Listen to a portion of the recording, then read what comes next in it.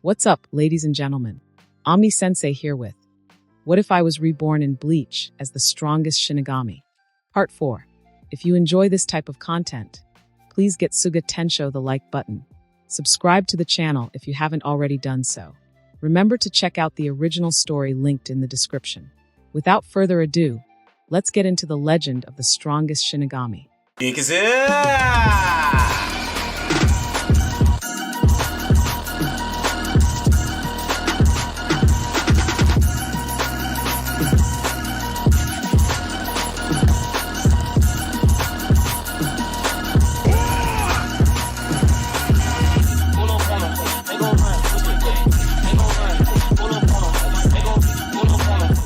13th Division, Ugendo. Jushiro Yukitake lay on his bed, eyes closed and brows furrowed, as if trapped in a tormented nightmare. In an instant, he jolted awake and sat upright, seized by violent coughing that seemed to tear at his very organs. A tall figure burst in from the corridor, voice thick with concern. "Captain, Lord Yukitake, you." Jushiro silenced him with a raised hand. His breathing came in ragged gasps, his face ashen, as beads of sweat soaked through his inner garments. When he finally caught his breath, his brows drew together tightly, and his hoarse voice filled the empty room. Who exactly is misusing Lord Mimahagi's power? 1st Division Barracks, Captain's office. Genryusai sat in his chair with eyes half closed, listening calmly to his subordinate's report. According to Acting Captain Marekio Omida's investigation, the men in black who died in the 32nd District were all rebel forces. Evidence from the scene and witness testimonies revealed another completely unknown presence on the battlefield that day. Based on the Ryatsu signature, they were likely lieutenant level or above. Though they appeared to be allied with us, we must remain cautious about this unidentified Shinigami. Chojiro concluded his report and analysis, deferring the final decision to Genryusai. As a third seat officer, he knew such important matters required the captain commander's judgment. "I understand." The elderly voice filled the room as Genryusai opened his eyes, the wrinkles on his face softening as he emanated a natural authority. "Let the 2nd Division handle this person's identity. The Shihoin clan is eager to prove their new heir's worth, so we'll have her investigate. Actually, I called you here because..." Before he could finish, violent coughing erupted from the doorway. Both men turned toward the sound as Jushiro Yukitake, supported by Sentaro Katsubaki, slowly entered the office. "Master, Senior Chojiro." Jushiro greeted them, his face pale. The principal of the academy acknowledged him with a nod. Genryusai's brows furrowed. "What brings you here in your condition?" "I had a dream." Author's note, Martin Luther King Jr. "Is that you?" "A dream?" Genryusai and Chojiro exchanged glances, sharing a look of confusion. Jushiro steadied his breathing and spoke gravely. "Though I can't recall the specific details now, I'm certain the dream carried a message. Someone is misusing Lord Mimahagi's power." At this, Genryusai's brows furrowed so deeply they nearly met. His third seat withdrew silently to the side, giving master and disciple space. The room fell into silence. He contemplated quietly, well aware of Mimahagi's existence. Jushiro had confided this secret to him when becoming his disciple. To ordinary people, Mimahagi was merely a one-eyed indigenous deity of East Rakongai's 76th district, Sakahon. Yet both master and disciple knew a deeper truth about this deity, another legend. Descended from heaven in ancient times, an offering to the right arm of the Soul King. Jushiro had survived his grave illness by sacrificing his lungs to Mimahagi, which granted him a connection to communicate with it. "Is the situation serious?" Genryusai asked gravely, knowing that matters concerning Mimahagi demanded the utmost attention. Jushiro hesitated before answering. "I cannot be certain. The dream conveyed only this message. We'll know the true effects only after investigating Lord Mimahagi's shrine." After a moment's reflection, Genryusai spoke firmly. "I understand. This investigation will take priority. You should rest in the meantime." Jushiro nodded, bowed respectfully, and left the 1st Division. Genryusai watched his retreating figure, deep in thought. Sakahon District, Mimahagi Shrine. Could it be related to that shrine priest? Shino Academy. Men's dormitory. Akira collapsed onto his familiar bed. Though Unohana's treatment had been meticulous, nothing felt as comforting as returning to his own space.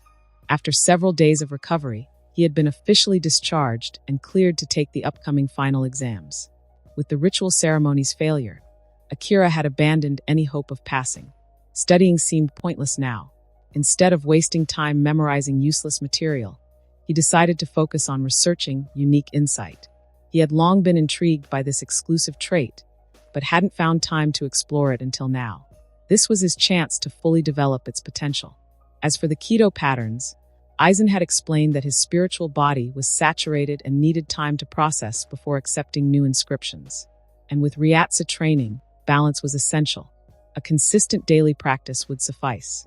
The essence of Kido, Aizen explained gravely, can be distilled to a single principle: arranging Ryatsu through specific techniques to amplify power or create varied effects. To craft your own Kido, you must master 3 fundamentals: hand seals, incantations, and Ryatsu arrangement. Observe. He lifted his right hand, and brilliant sparks danced at his fingertips, forming lightning patterns. This is barely a self-created Heido.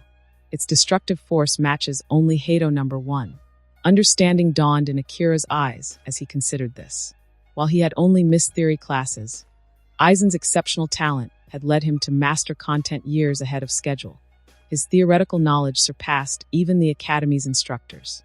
After his explanation, Akira saw self-created Kido in an entirely new light. "It seems more straightforward than I thought," he mused, stroking his chin as ideas formed. "I'm most familiar with Byakurai." Under Aizen's watchful gaze, the priest extended his left hand, where crackling arcs of electricity began to dance. And Shikaho, he raised his right hand, summoning an intense flame that radiated waves of heat. Sensing what was coming, Aizen's pupils contracted as he swiftly erected both a Ryatsu defense and Bakudo barriers before him. Akira brought his hands together, causing the 2 destructive Heido spells to collide violently. The explosion Aizen had expected didn't occur. Instead, dazzling electric arcs burst from between his closed fingertips, intermingling with scorching flames and raising the dormitory's temperature. The energy at his fingertips pulsed, expanding, compressing, and contracting, making the back of his hands glow crimson, their blood vessels forming intricate patterns beneath the skin. Even from a distance, one could sense the terrifying destructive power contained within. Akira grinned. "Sosuke, look, it worked. I truly am a once-in-a-century genius in Soul Society. The Academy really struck gold with me." Witnessing this, Aizen realized that once the Kido patterns were successfully imprinted, they became an inherent characteristic of Akira's spiritual body. Controlling Byakurai and Shikaho had become as natural as controlling his own limbs. For this priest, it was pure instinct, like the rare ability to lick one's elbow. While most found it impossible, some uniquely gifted individuals could manage it. Clearly, he was one such person. Unlike the previously used Sekienton red smoke, or rather Akashirai MC's creation, this current fusion represented a fundamental deconstruction and merging of Kido. Where the former merely complemented existing powers, this technique transformed their very nature. The complexity was incomparable. Author's note: explaining the above, the MC in the created Heido merely implemented his own nature into a Kido, like adding electricity to a weapon. It indeed made it more powerful, but it was just a complement. Whereas now he is mixing 2 natures from his own body, being able to modify and integrate them completely in any way he wants, creating something new. It's as if he could now transform and manipulate the metal of the sword and turn it into electricity. Akira pulled apart his clasped hands, revealing a brilliant spectacle between his palms, prismatic colors reflecting new hope. Even Aizen found himself captivated by the sight. Burning thunder and blazing flames merged into one, the destructive spells combining to achieve more than 1 + 1 greater than 3. "I've decided," Akira said confidently. "This technique will be called Hakusei Shuridenka, devastating white electric fire." Hearing this name, Aizen raised an eyebrow. Before he could comment, Akira furrowed his brow and began kneading the glowing fusion in his hands like dough. Soon, a straight sword materialized in his hands. Its glass-like surface reflected the merged lightning and flames, while intense heat warped the surrounding air. "I've decided, this name sounds better," Akira declared, raising the sword high. Reinkin, Thunderfire Sword. Aizen's brow furrowed. Though the name seemed oddly straightforward, he sensed there must be deeper meaning behind it. Also, Did this count as completing an original Kido? As he studied the thunder fire sword in Akira's hand, his pupils contracted when his gaze reached the blade's center. Bakudo number 39, and Kozen round lock fan. Without hesitation, he instinctively released binding defense, establishing it before himself while placing a barrier around Akira. The next moment, his danger sense screamed. Akira had no time to think. He simply threw his magnificent creation away. Boom! Blinding lightning combusted instantly. Endless arcs of electricity erupted from the narrow blade as massive, terrifying shockwaves spread in all directions. The ground cracked and walls collapsed. Heavy Ryatsu poured out uncontrollably like a bursting dam. Scorching waves exploded from the impact, and amid the thunderous roar, white-hot light shot straight into the sky. When Akira crawled out of the rubble, Aizen, having prepared in advance, was in better shape than him. "I have good news and bad news," Aizen said, pulling him up and noting that this beast had only sustained minor external wounds. "I'm a kind person who can't bear bad news, so just tell me the good part," Akira replied, still somewhat dazed despite having no internal injuries. He hadn't anticipated the Rainkin being so unstable, with its conflicting powers causing this accident. The good news is, because its power was so concentrated, it only destroyed 3 dormitory rooms. Since the dormitory was newly built, they had specifically arranged it in a scattered layout to prevent similar accidents. The facts prove that Yuroi Keiru, their teacher, had shown foresight. Isn't that perfect? Akira's mind cleared. This way we'll have less to compensate for. "Let me correct you. It's you, not we," Aizen said expressionlessly. "Also, you should hear the bad news. To prevent you from violating academy rules, Keiru-sensei moved his quarters next to our dormitory. Coincidentally, it's not class time right now." Akira glanced sideways. In the ruins, a hunched figure leaned against a cracked wall, his gloomy gaze fixed on the two of them. Yuroi never imagined that merely 2 days after the new dormitory's construction, this kid would blow it up again. "Forget it. I'm tired. Let it all be destroyed." "Ahem, what a coincidence, Yuru-sensei." Akira greeted him sheepishly. This time it was just a tiny, uncontrollable accident during training. "About the compensation." "Same as usual." The old man, who looked ready to reach for his blood pressure pills, gazed up at the fawning priest and heaved a heavy sigh. "Please train farther from the dormitory next time, would you? As for compensation, it'll be deducted from both your mission rewards." Hearing this, Akira's brows furrowed as he looked at him in surprise. "Did you get hit in the head with a rock? You're being unusually reasonable today." Yuroi took a deep breath, burning with anger, but just as he was about to explode, he found that the blood pressure-raising brat had already vanished. Only Aizen remained, their eyes meeting. Clearly, sensing the imminent outburst, Akira had realized things were going south and made a hasty retreat. Since he didn't have to pay compensation, he might as well continue practicing his original Kido. He'd been thinking about this for a long time. More precisely, the Thunder Fire Sword had always been what he desired. "We'll do as you say." Aizen cleared his throat and calmly said, "Given the difficulty of the 2 missions, the reward should be more than enough." Yuroi calmed himself and nodded. Regarding Aizen, he had few negative impressions. In fact, model students like him were always beloved by all faculty members. If he weren't always hanging around Akira, slightly tarnishing his reputation, he might have been even more popular. "Oh, one more thing," Yuroi suddenly called out just as Aizen was about to leave. "Principal Sasakai returned from the 1st Division yesterday, and specifically called me to discuss many things about that Kisaragi kid. Keep him in check for a while. The 13th Division might send someone to evaluate him." Aizen frowned. "Is this related to the 32nd District incident?" Yuroi shook his head. "I'm not sure of the details, but the principal didn't ask about that mission's specifics, instead asking many questions about that kid's daily life. Finally, it's done. Hato hashtag. Rainkin Thunder Fire Sword." At the back mountain of the Shino Academy, Akira gazed at the lightning fire sword in his hand, smiling with satisfaction. 3 days had passed since the dormitory's destruction. As Aizen had warned, creating original Kido was no simple task. Even with his exclusive trait, unique insight, it took multiple attempts before he finally perfected the lightning fire sword. Given his limited literary skills, he opted to skip creating new incantations. That would have been too mentally taxing. Instead, The precise arrangement of Ryatsu alone was enough to manifest the sword. Without incantations or hand seals, the technique's difficulty surpassed that of level 50 Kido. Yet for Akira, who had mastered Byakurai and Shikaho to the point of instinct, this actually proved more practical. Should I create more Kido next? His mind buzzed with possibilities, waiting to be explored. This sense of mastery felt like drinking ice-cold cola on a scorching day. Pure refreshment from head to toe. As he eagerly planned to develop techniques from the neighboring village, he sensed a familiar Ryatsu approaching.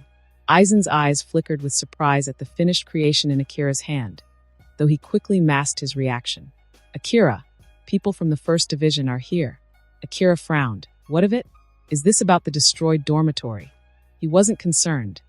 Aizen had informed him that Yuruoi's withheld mission rewards could rebuild 10 dormitories easily. It's about you, Aizen said, his expression darkening.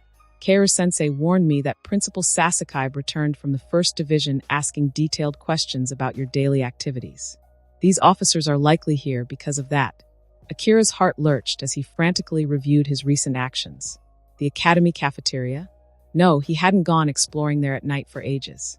The destroyed dormitory? That had already been compensated for. Hiss! Then, a chilling possibility struck him. Could this be about the coordinated relief station? Had his secret with Unohana been discovered? His rapidly changing expressions betrayed his inner turmoil, and it was clear his thoughts weren't pleasant ones. Sosuke, this is bad. Akira snapped out of his daze, looking at him nervously. Has it been exposed? Aizen replied calmly. Kaoru-sensei's connection should still be usable. First, have him issue you a mission certificate. Then go to the Hakuramon to find Jidambo Ikenzaka, who can help you return to West Rakongai. Akira stared at his best friend in confusion, surprised to hear such suggestions from the usually serious guy. Then it dawned on him. If Aizen could still joke around, the situation couldn't be that dire. Very well. Akira relaxed, smoothly decomposed the Kido in his palm back into its Byakurai and Shikaho components. Then with a rumble, released its erasure back to Soul Society. Well then, let's go meet the elite Shinigami of the First Division. Aizen's eye twitched as he surveyed the devastated back mountain, impressed by his friend's dedication. For 3 days straight, Akira had done nothing but create explosions here between meals, perfecting the Reinkan Kido. Talented and hardworking. That was Akira through and through. Soon after, he encountered the elite officers from the First Division. As the Godai 13th's leading division, their responsibilities were vast.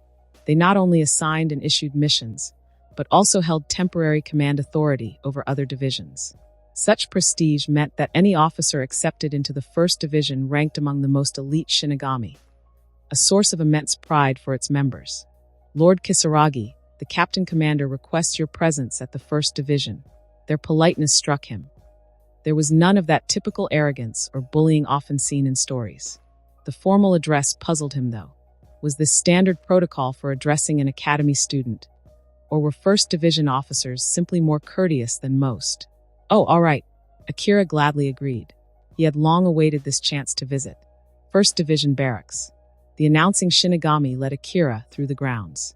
Unlike the relaxed atmosphere of the Fourth Division, these barracks bustled with guards and Shinigami. Each carried an imposing presence, their faint Ryatsu creating an aura of authority. Following his guide through several corridors, Akira arrived at a modest tea house that stood in contrast to the surrounding buildings. The fragrance of tea wafted through the air. Lord Kisaragi, please enter. The captain commander is waiting for you.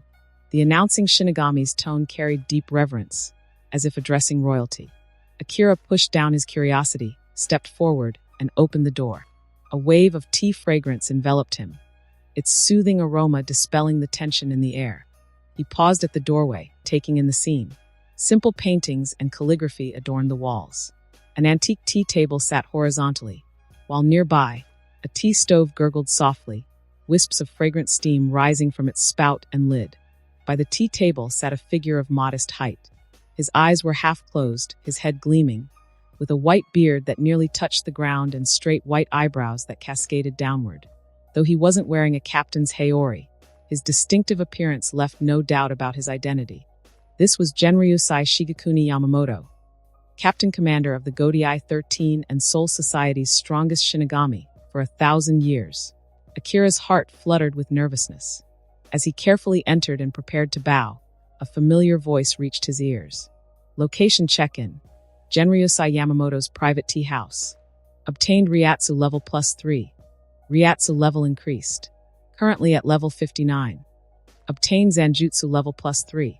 Zanjutsu level increased. Currently at level 70. Obtained Hakuda level +3. Hakuda level increased. Currently at level 31. Obtained Ho-Ho level +3. Ho-Ho level increased. Currently at level 26. Obtained Keto level +3. Keto level increased. Currently at level 35. Obtained exclusive trait. Absolute justice. Absolute justice. Cannot tolerate those who neglect justice. Inflicts 50% increased damage against the malevolence. Hidden effect. My heart and actions shine like a bright mirror. All I do is justice. Akira was overwhelmed with joy, drawing in a sharp breath.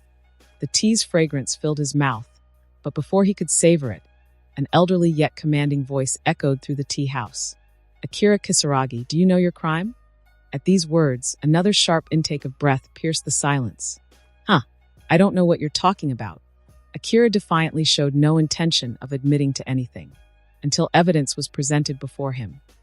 No, even if evidence was presented before him, he would still choose to deny everything adamantly.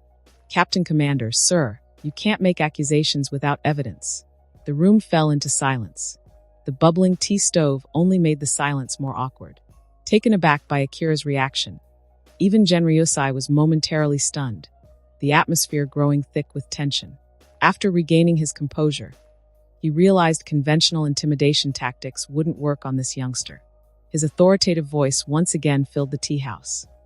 Evidence, you say? I have gathered conclusive proof. Look carefully. These are all you're doing, are they not?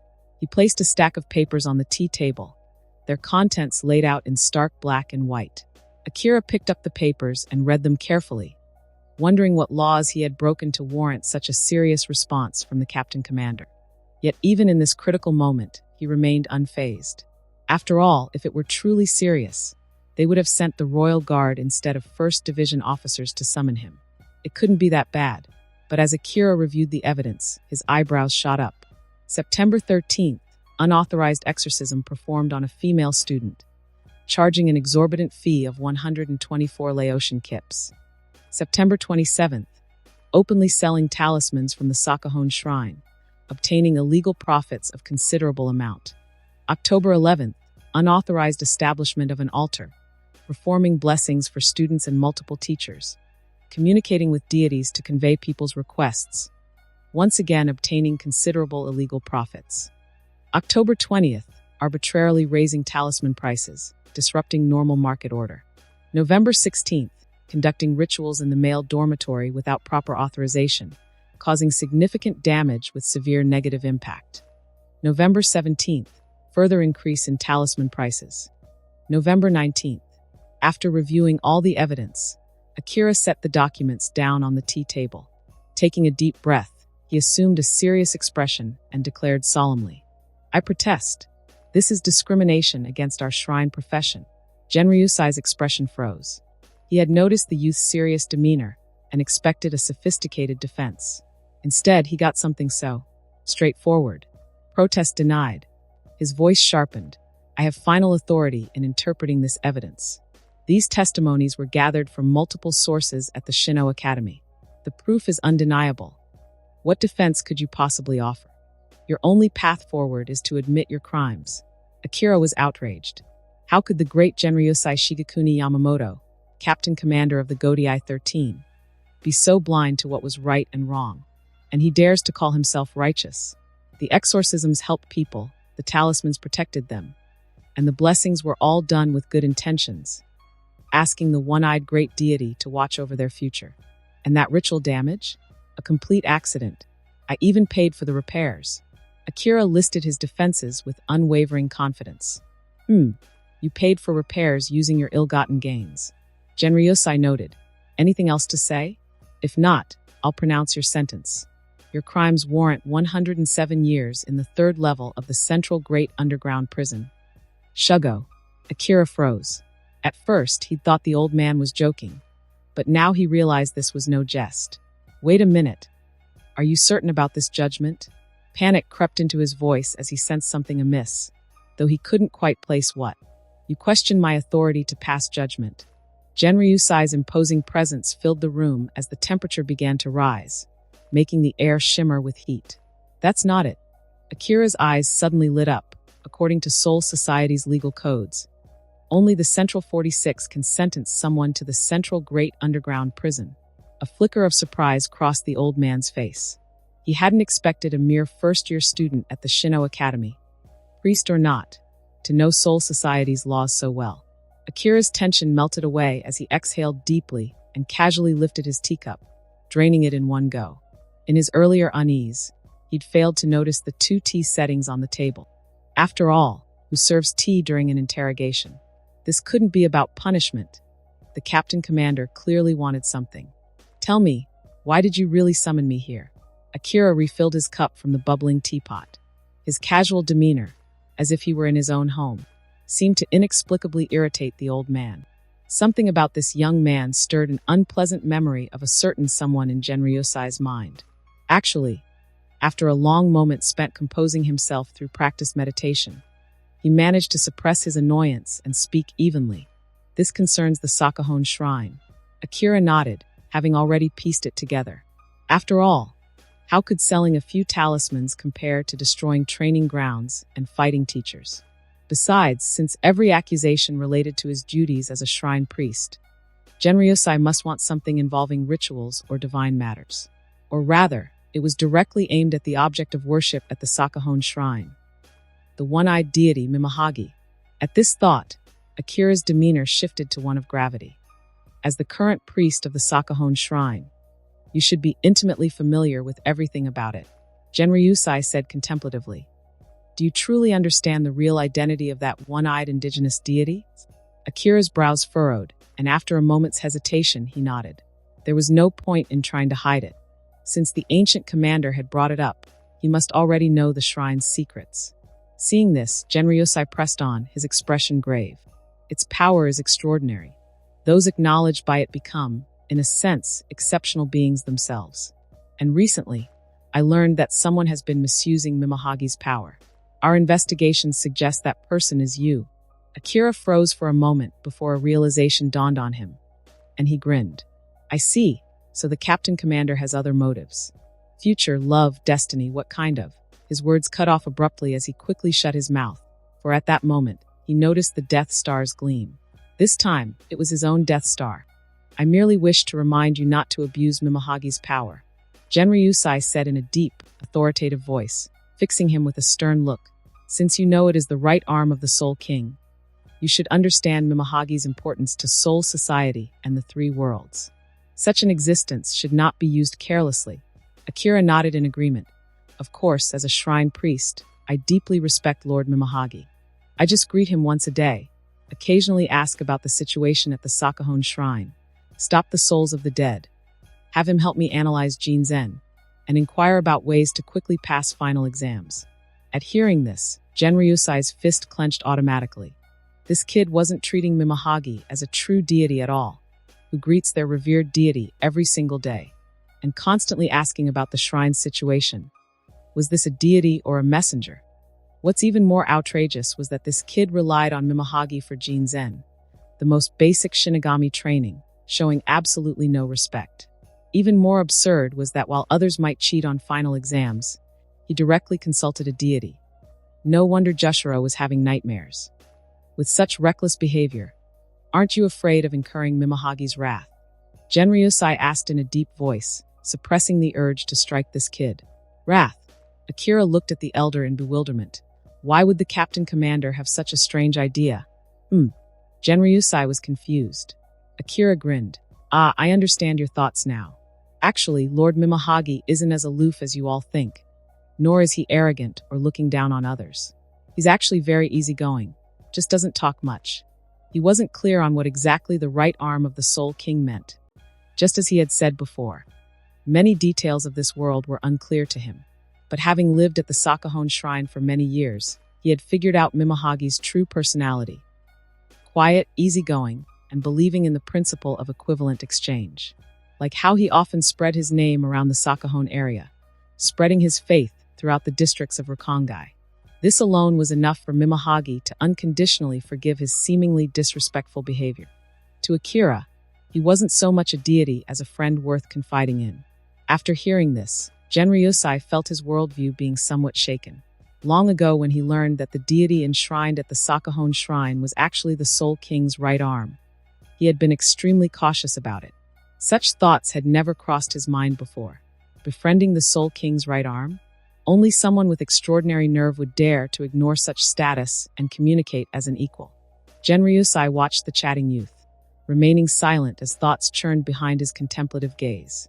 According to intelligence from his subordinate Shinigami, this guy had already received recruitment offers from Yoruichi Shohoin, Sojin Kachiki, Retsu Unohana, and Tessai Tsukabshi.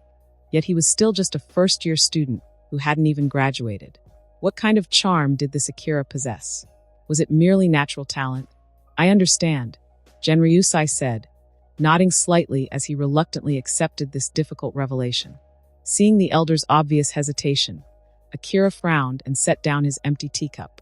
Captain Commander, you needn't force yourself. I have a simple way to prove everything I've told you, without waiting for the old man's response. He shed his blue and white Shino Academy uniform, revealing the intricate shrine priest garments underneath. Teacup, ritual wand, bell, incense, and candles. All the ceremonial items lay ready. Ryatsu surged and swirled around him as Akira, his expression now serious, began the ritual. In the name of Shrine Priest Akira Kisaragi, I summon the one-eyed god Mimahagi. As the ritual incantations fell from his lips, familiar waves emanated from East Rakongai, channeling through the ceremonial items. Mimahagi's power descended upon the first division. The air trembled as materialized Ryatsu flowed across the tea table, sketching out Mimahagi's black shadow and single eye. For the offering, this will do. Under Genryusai's puzzled gaze, Akira took out 2 sweet-smelling roasted sweet potatoes from his pocket and placed them on the tea table. Released the one-eyed god's power hidden within the shrine. Black shadows gurgled from the teacup, weaving into dense branches that formed a right hand with a single eye growing in its palm, emanating an aura of detachment. As the pressure settled in the tea house, the old man's expression grew grave. His half-closed eyes slowly opened, dispersing sparks of heat. The black shadow's single eye swept the room, before finally settling on Genryusai. In an instant, 2 massive Ryatsu forces collided, unleashing powerful shockwaves. Time seemed to freeze as their clashing auras created an otherworldly spectacle. Genryusai stared directly at the rising spectral hand, his aged eyes blazing with flames that threatened to incinerate the entire space. After this tense confrontation, Mimahagi's gaze lowered to the slightly dazed Akira, and a detached, otherworldly voice echoed through the swaying tea house. Not enough. Genryusai looked at the priest across from him in surprise, his face filled with confusion. What was this kid doing? As the shrine priest familiar with Mimahagi, Akira immediately understood what the taciturn deity meant. Ahem, boss, there's a misunderstanding. I just wanted to introduce you. This is our Captain Commander, Genryusai Shigekuni Yamamoto. I'm not trying to fight him. Mimahagi's single eye fell on Genryusai and, after a moment's observation, nodded. Then it transformed into a mass of shadows, disintegrating and vanishing within the tea house. Before departing, it didn't forget to sweep away the roasted sweet potatoes Akira had placed on the tea table. Thus, the misunderstanding was resolved. Genryusai looked at the sheepishly smiling youth with an unsettled expression. After the explanation, he finally understood what had transpired. It's a misunderstanding, really, Akira explained, since I had already performed a ritual before coming here. Lord Mimahagi thought I was in danger this time. It was completely accidental. The old man fell silent, his gaze sweeping across the ritual wand and incense that lay on the tea table. Though it had been merely an accident, the previous display had made clear just how important this young man was to Mimahagi. After a contemplative pause, while Akira shifted nervously, Genryusai asked slowly, "By the way, about that divination you mentioned earlier, can it truly predict anything?" When Genryusai's words registered, Akira's eyes lit up immediately. What better way to get business and spread his reputation? He leaned back, took a small sip of the consecrated tea, and after striking just the right pose, cleared his throat with purpose. Fair dealings for all, no charge if it's not true. What can you divine? Love, fortune, health, future prospects, family. Akira listed more than a dozen items, as if his divination powers were limitless. I do indeed have something I wish to divine. Genryusai's gaze softened, his imposing presence diminishing until he seemed like nothing more than an ordinary elderly man, about the future fate of Soul Society and the Godii 13. Can you divine that? Akira nodded confidently. Of course. As he finished speaking, under the old man's puzzled gaze, he produced divination tortoise shells and copper coins from his empty sleeves and pockets. As a head priest, he wasn't merely a deceiver. He possessed legitimate scholarly knowledge. Since Genryusai had presented this new request, performing a reading seemed worthwhile. Tortoise shell divination was an ancient method from the time of the Sakahon Shrine. Taught by Nanao herself, Akira had made it famous throughout the Sakahon district and beyond into Rukongai. Now it had even spread to the Siriidii. A low-level shikaho ignited in his palm, bringing warmth to the recently cooled tea house. Seeing this, a flash of surprise crossed Genryusai's half-closed eyes. Intelligence reports had often mentioned Akira's genius, but this was his first time witnessing it firsthand. The last time he'd seen him in action was at the Shino Academy, where he had defeated an elite 6th-year student with his bare hands. That technique he called Tenrin Gesso remained fresh in his memory. Few Shinigami would name their techniques so distinctively, neither beautiful nor imposing. Yet after conversing with Akira, Genryusai realized these bizarre names suited the boy perfectly, without any discord. Now, watching him display multiple exceptional talents in such a short time, he couldn't help but appreciate the youth's abilities. The last Shinigami this talented was that fellow called Shunsui Kairaku. Akira controlled the Shikaho's temperature and began heating the tortoise shell while chanting incantations. The ritual words inherited from the Sakahon Shrine filled the small tea house with an otherworldly atmosphere. The crackling of burning continued steadily. Akira furrowed his brow as he interpreted the cracks forming on the tortoise shell and their rhythmic sounds. After careful consideration, he gave his assessment. Strange.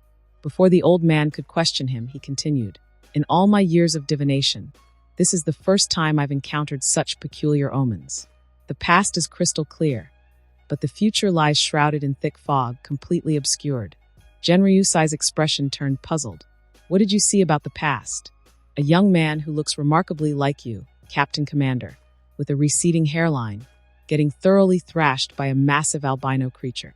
He was utterly helpless. It was brutal." Genryusai fell silent. Akira marveled, stating he had never seen such an enormous creature. While it had all the characteristics of a hollow, neither in his past life nor his current one had he encountered anything so massive. Compared to it, even in Ajichas as tall as a skyscraper seemed like nothing more than a child's toy. They simply weren't in the same league. While describing these details, he failed to notice the throbbing veins that had appeared on Genryusai's forehead, particularly visible on his smooth scalp. "Damn it, I asked about the future of Soul Society and the Godii 13, not the past." Akira sheepishly extinguished the shikaho and put away the tortoise shell. "Well, I couldn't see anything. Though this situation isn't normal, I really couldn't divine a thing. Would you like to try a different reading?" Genryusai took a deep breath, trying to calm himself down. The boy before him increasingly reminded him of someone from his memory. They were definitely in the same league when it came to being irritating. "That's enough. The contents of today's conversation must remain confidential," he said, no longer wanting to see this priest. "Also, regarding the matter of rituals, you should know your limits. I won't place any further restrictions. Now get out." Akira's face showed hesitation. "Although I couldn't divine anything, considering the tortoise shell is now ruined, perhaps you could reimburse me?" Genryusai spoke gravely and concisely. "Get out. Right away." Akira drained his tea and quickly fled from the tea house. Although he hadn't earned any money from the old man, he had obtained the absolute justice trait and a +3 bonus to all levels. This was a total win. After his departure, Genryusai sat in place, staring absently at the bubbling teapot. Divination, exorcism, blessings, rituals, Mimahagi's trust. A path completely unforeseen by those who came before. This boy doesn't understand. His very existence is the most serious affront to soul society. We must guide him onto the correct path, otherwise, I will have no choice but to. As if recalling the past, his eyelids drooped, and his presence gradually calmed. In the tea house, the fragrance of tea permeated the air. After escaping from the 1st Division headquarters, Akira pondered deeply on his way back. Something was off about that divination. In an effort to build trust and rapport with Genryusai, he had performed a genuine reading using the sacred methods passed down from the Sakahon shrine. No deception involved. Just as he'd told the captain commander, the divination had revealed only the past, leaving the future obscured. Such a result should have been impossible, given his knowledge of Soul Society's future from his past life. How could the divination show something entirely different from what he knew would happen? There could be only one explanation. His very existence had made the future impossible to predict. I really am a genius, Akira said, feeling rather pleased with himself. Yet another thought crossed his mind. If he were to end his life now, would that set the future back on its original path? Finding no answer, he dismissed the whole train of thought. Let Aizen wrestle with such mind-bending problems. He had grander ambitions to pursue. For instance, creating true art with his own hands. What is art? Akira had heard many answers. Some say it's eternal, others say it's aesthetic. But a genius with yellow hair and a mouth in his hand had an idea that truly resonated with him. Art is an explosion. With his current mastery of Kido, developing multifunctional Bakudo required more knowledge. A process that needed time. For now, Heido had become the perfect way to verify his unique insight.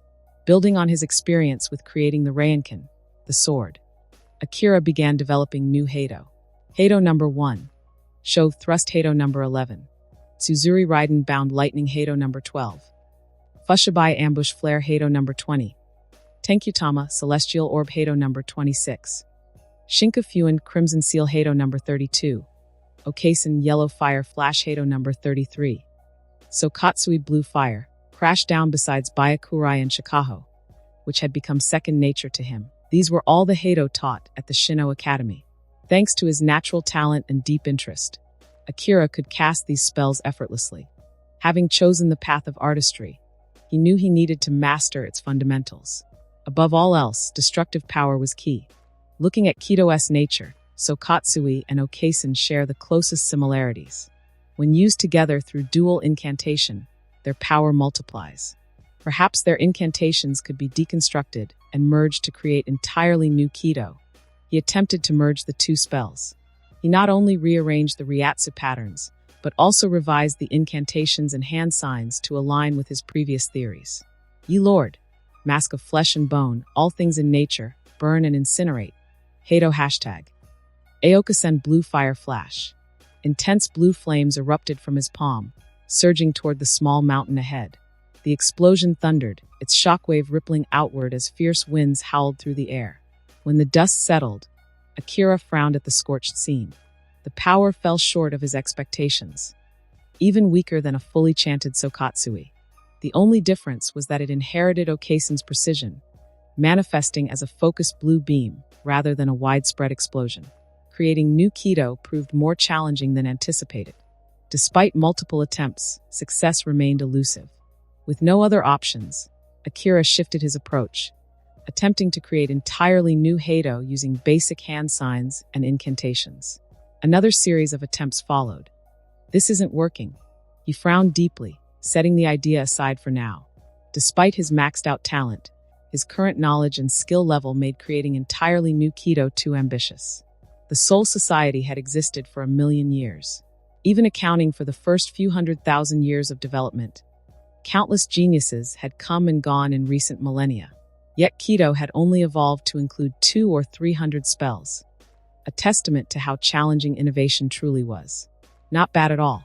As Akira conjured another orb, its exterior wreathed in flames and its core crackling with lightning, an approving voice spoke from behind. I didn't expect you to be so devoted to Kido that you'd skip your final exam to practice. He turned stiffly, meeting the dark-skinned girl's gaze with startled eyes. Isn't the final exam tomorrow? Yoruchi crossed her arms, raising her delicate eyebrows in surprise.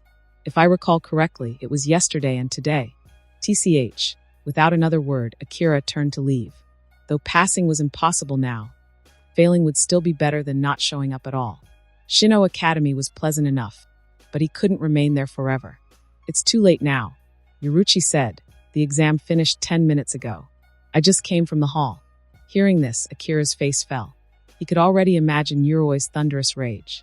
Skipping class was one thing, but missing the exam was another entirely. His chances of graduating from the academy seemed impossible now. He might even become the first student in history to fail all theory courses. In a way, that was making history too. Ma, don't worry about it. Yoruchi walked up to him, nudging his chest with her elbow. It's just one exam. Even if you fail all the theory courses, the second division will still welcome you with open arms. When the time comes, I'll just need to use a little bit of influence. Hearing this, Akira's eyes lit up. There was always a way out. He'd almost forgotten that this young woman belonged to one of the 5 great noble families of the Soul Society. With her authority, she could ensure his graduation with just a wave of her finger. By the way, you didn't come just to tell me about missing the exam, did you? He tried to steer the conversation back on track. Yoruchi shook her head, her teasing expression turning serious. I just heard some things about you and wanted to try my luck. Luck. I want you to do a divination. She looked at him intently. Those rumors about you have been circulating around the academy for a while. I didn't believe them at first, but others spoke of you as something extraordinary. As it happens, I've run into some issues lately, so I thought I'd give it a try. Hearing this, Akira immediately perked up. As everyone knew, he had 3 hobbies: ritual ceremonies, exorcism, and divination. Last time, his divination for Genryusai had failed, nearly shattering his confidence in his infallible technique. This time, he could restore his reputation with this dark-skinned girl. Tell me what you want to know. He smoothly pulled a new turtle shell from his empty pocket, his left hand igniting a low-powered shikaho as he struck an impressive, intimidating pose. Yoruchi hesitated, pondered for a moment, then took a deep breath. It's about my Zanpakuto, about its future. Akira felt a headache coming on. Why did everyone ask for such vague predictions about the future? Couldn't they just focus on the present? Considering she might be a premium client, he reluctantly began the divination. He went through the familiar process as the cracks on the turtle's shell revealed a new pattern. After analyzing the pattern's meaning, he spoke with surprise. This time there's actually no problem. The divination is clear. You're not in its future. Beside him, Yoruchi's expression froze. Her brows furrowed in confusion. Please explain. What do you mean I'm not in it? Weren't you divining? Halfway through her sentence, realization struck, and astonishment spread across her delicate face. My Zanpakuto's future has nothing to do with me? Akira sighed and gazed at the girl with a distant look. Though it seems absurd, this is indeed what the divination shows. In the future scene, a voluptuous mature woman punched a hollow's head to pieces. That sounds like something I would do. Yoruchi knew herself well enough to admit that. She raised her seemingly delicate right arm and flexed her muscles with pride. Not bad for someone without a Zanpakuto, right? Jealous of Big Sister's powerful arms. Her cockiness made her quickly forget about Akira's earlier divination. Fortunately, while testing the hardness of her biceps, he didn't forget to remind her, considering she was a valued customer. The divination reading should be accurate. I'm quite precise with my readings, which means the issue must be with your Zanpakuto. In his memory, Yoruchi had never used her Zanpakuto. She relied on Hakuta and Shuinpa, with occasional use of Kido. In physical combat alone, she could easily overpower many opponents. Based on his divination, her future self would certainly be capable of punching through a hollow's head, a feat others had achieved before. Yoruchi placed both hands before her in contemplation, her thin eyebrows furrowing as she spoke. But I definitely have a Zanpakuto. Something must have gone wrong. Akira stored away the turtle shell, half covered in cracks. Thinking he could use it once more, he casually cast the low-grade shikaho at a nearby dirt hill, forming a small crater. I'm only responsible for the divination. You'll need to find the specific reason yourself. Besides, divination isn't perfect. The turtle shell burning merely interprets divine will through its sounds and cracks. And even the gods can be wrong. His expression grew serious, his clear orange eyes meeting Yoruchi's as he spoke gravely. Fate is the most unstable thing of all. Don't be superstitious. Their eyes met, and her expression tensed before settling into thoughtfulness. Divination complete. That'll be 3,000 Laotian kips. Akira broke the atmosphere with his usual practicality. Yuruchi glared at him irritably and snorted. I didn't bring any. Have you ever seen one of the 5 noble families carrying money around? We always. Yes, I have. He nodded. Old Sojin always carries money. He's bought quite a few protection talismans from me. Hearing this, Yuruchi was speechless. She had never needed to carry money, since Morena Shinomita always followed her and handled such matters. But now she had snuck out, and her lieutenant was probably searching for her throughout the Siriidi. Then let's put it on credit. Akira wasn't concerned. He had plenty of money from Sojin's purchases and Kenpachi Soya's inheritance. A few thousand wouldn't matter. He only asked for payment to maintain appearances. After all, what kind of diviner offers free services? Hey, credit sounds so crude.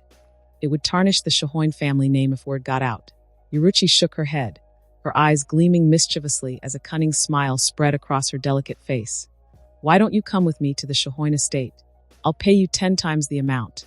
Before Akira could refuse, her delicate yet surprisingly strong hand seized his wrist. In an instant, she yanked him away. Using Shuinpa, Yuruchi raced through the Shino Academy grounds, scaling the walls and darting into the Siriidi.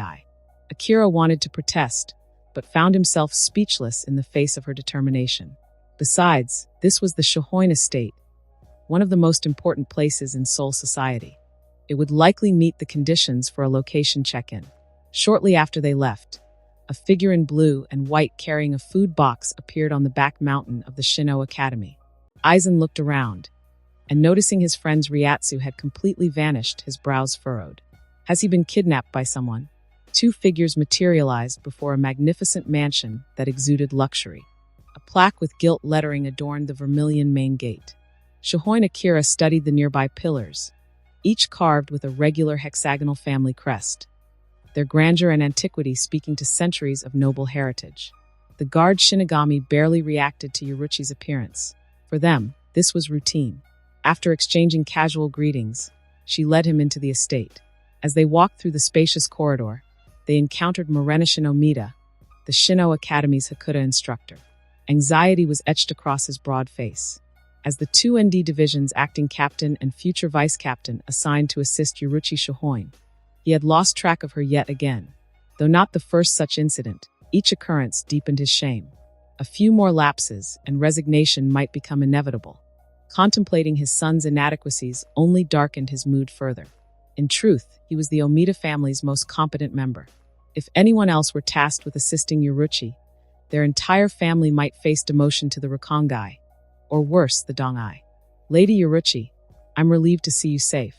While Morenishin's tension eased at finding her unharmed, his attention quickly shifted to her companion, a familiar figure whose curious eyes were taking in every detail of the surroundings. Ki, sa, are, gi. Hello, Morenishin-sensei, long time no see. Akira offered a warm smile, genuinely fond of his Hakuta instructor. Unlike his mediocre son, Morenishin was strong and dedicated to his duties. His only flaw was a tendency to flaunt his wealth. Long time no see, my foot. I hold class almost every day except yesterday and today. You've been constantly skipping, and now you dare to miss the final exam. While Morenishin wouldn't dare scold Yuruchi, he had no qualms about disciplining his student, even though this particular student was rumored to have defeated several instructors. Ah well, Akira stood speechless, his gaze vacant. He had stopped attending class long ago because Morenishin's lectures were too repetitive, accommodating the slower progress of other students. Instead, he spent his time training with weights under the waterfall or developing innovative keto. Ha, don't worry about such details, Morenishin. Yuruchi, ever loyal to her friends, draped her arm around Akira's shoulders and smiled. Akira is my invited guest. Hearing this, Morenishin fell silent. Though only the heir to the Shohoin clan, Yuruchi wielded considerable power due to the clan's structure. Since this is Lady Yuruchi's guest, I shall not inquire further. He bowed respectfully.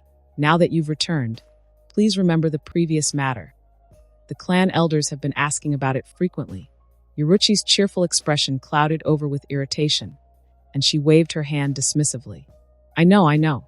With that, she threw her arm around Akira's shoulders, and dragged him toward the courtyard like an old friend.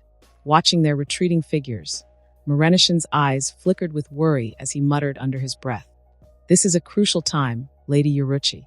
If anything goes wrong, the consequences would be severe." And also, he furrowed his brows in confusion. Surely Lady Yuruchi isn't serious about what she said before? Even if Kisaragi is talented, she couldn't really intend to make him a son-in-law. Why not simply arrange a marriage with a lower-ranking noble? Or is she concerned that wouldn't be enough to secure his loyalty? The tea house. They sat facing each other at the dark green tea table, fragrant tea wafting through the air and soothing their spirits. Akira held his teacup, contentedly enjoying the moment. When in Rome, do as the Romans do. And the Shohoin clan's tea was certainly superior to what they served at Genryosai's place.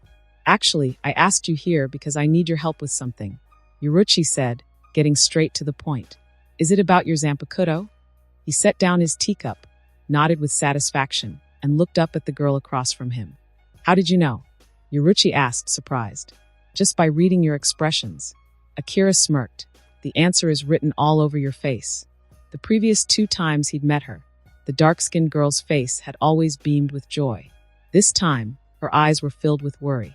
She had immediately asked for a divination about the Zanpakuto, then used money as an excuse to bring him to the Shohoin estate. What else could it be about, if not the Zanpakuto? Could she really be in such a hurry to make him a son-in-law? You guessed right. The smile faded from Yuruchi's face as she sighed softly. "It is indeed about the Zanpakuto. After your divination, I realized my previous concerns might become reality." "Is it that serious?" Akira blinked. "Extremely serious." Her grave expression showed she wasn't joking. He nodded, setting aside his playful mood. "Tell me more." Yuruchi glanced around and, after checking their surroundings, grabbed his collar to pull him closer, speaking in a hushed voice. "Actually, I don't have my own Zanpakuto." Akira nodded, showing no signs of surprise. From what he knew, many Shinigami didn't have their own Zanpakuto, especially among the Shino Academy students. As Yuruchi continued her explanation, he gradually understood the situation. Throughout history, few heads of the Shohoin clan had possessed their own Zanpakuto. Instead, the clan possessed a hereditary one, left by their founding ancestor, which symbolized their traditions and status. Before taking office, each clan head needed to gain the Zanpakuto's acceptance. Only then could they be considered a true head of the Shohoin clan. This process had gone smoothly for generations, but problems arose with Yuruchi. She couldn't gain its acceptance. The exact reason remained a mystery. Despite trying various methods of Jinzen, she couldn't enter the hereditary Zanpakuto's inner world. It was as if the blade completely rejected her presence. The Shohoin clan elders initially doubted Yuruchi's suitability as clan head. However, when they had others attempt to gain the Zanpakuto's acceptance, they encountered the same barrier.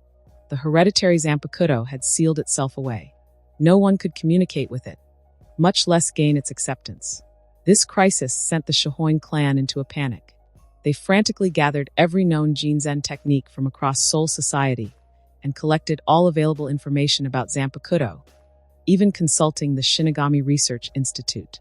Yet every attempt failed. As the next clan head, Yuruchi had to resolve this matter. After all, this Zanpakuto was her birthright. She tried countless methods to restore the Zanpakuto to its original state. But neither her own efforts nor the clan elders' solutions made any difference. The Zanpakuto remained dormant. Frustrated, Yuruchi ventured out to clear her mind. By chance, she overheard passers-by discussing rumors about Akira.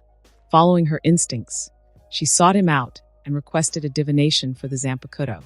Though the results weren't promising, they sparked a new hope within her. "You mean?" Akira asked in surprise. "You want me to perform an exorcism on the Zanpakuto? Is that impossible?" Yuruchi asked uncertainly. He replied with a troubled expression. "It's not impossible. It's just that I usually perform exorcisms for young ladies. Working with a Zanpakuto would be a first." Despite his extensive experience in the Sakahon district, this request was unprecedented. Yuruchi looked at him with hopeful eyes.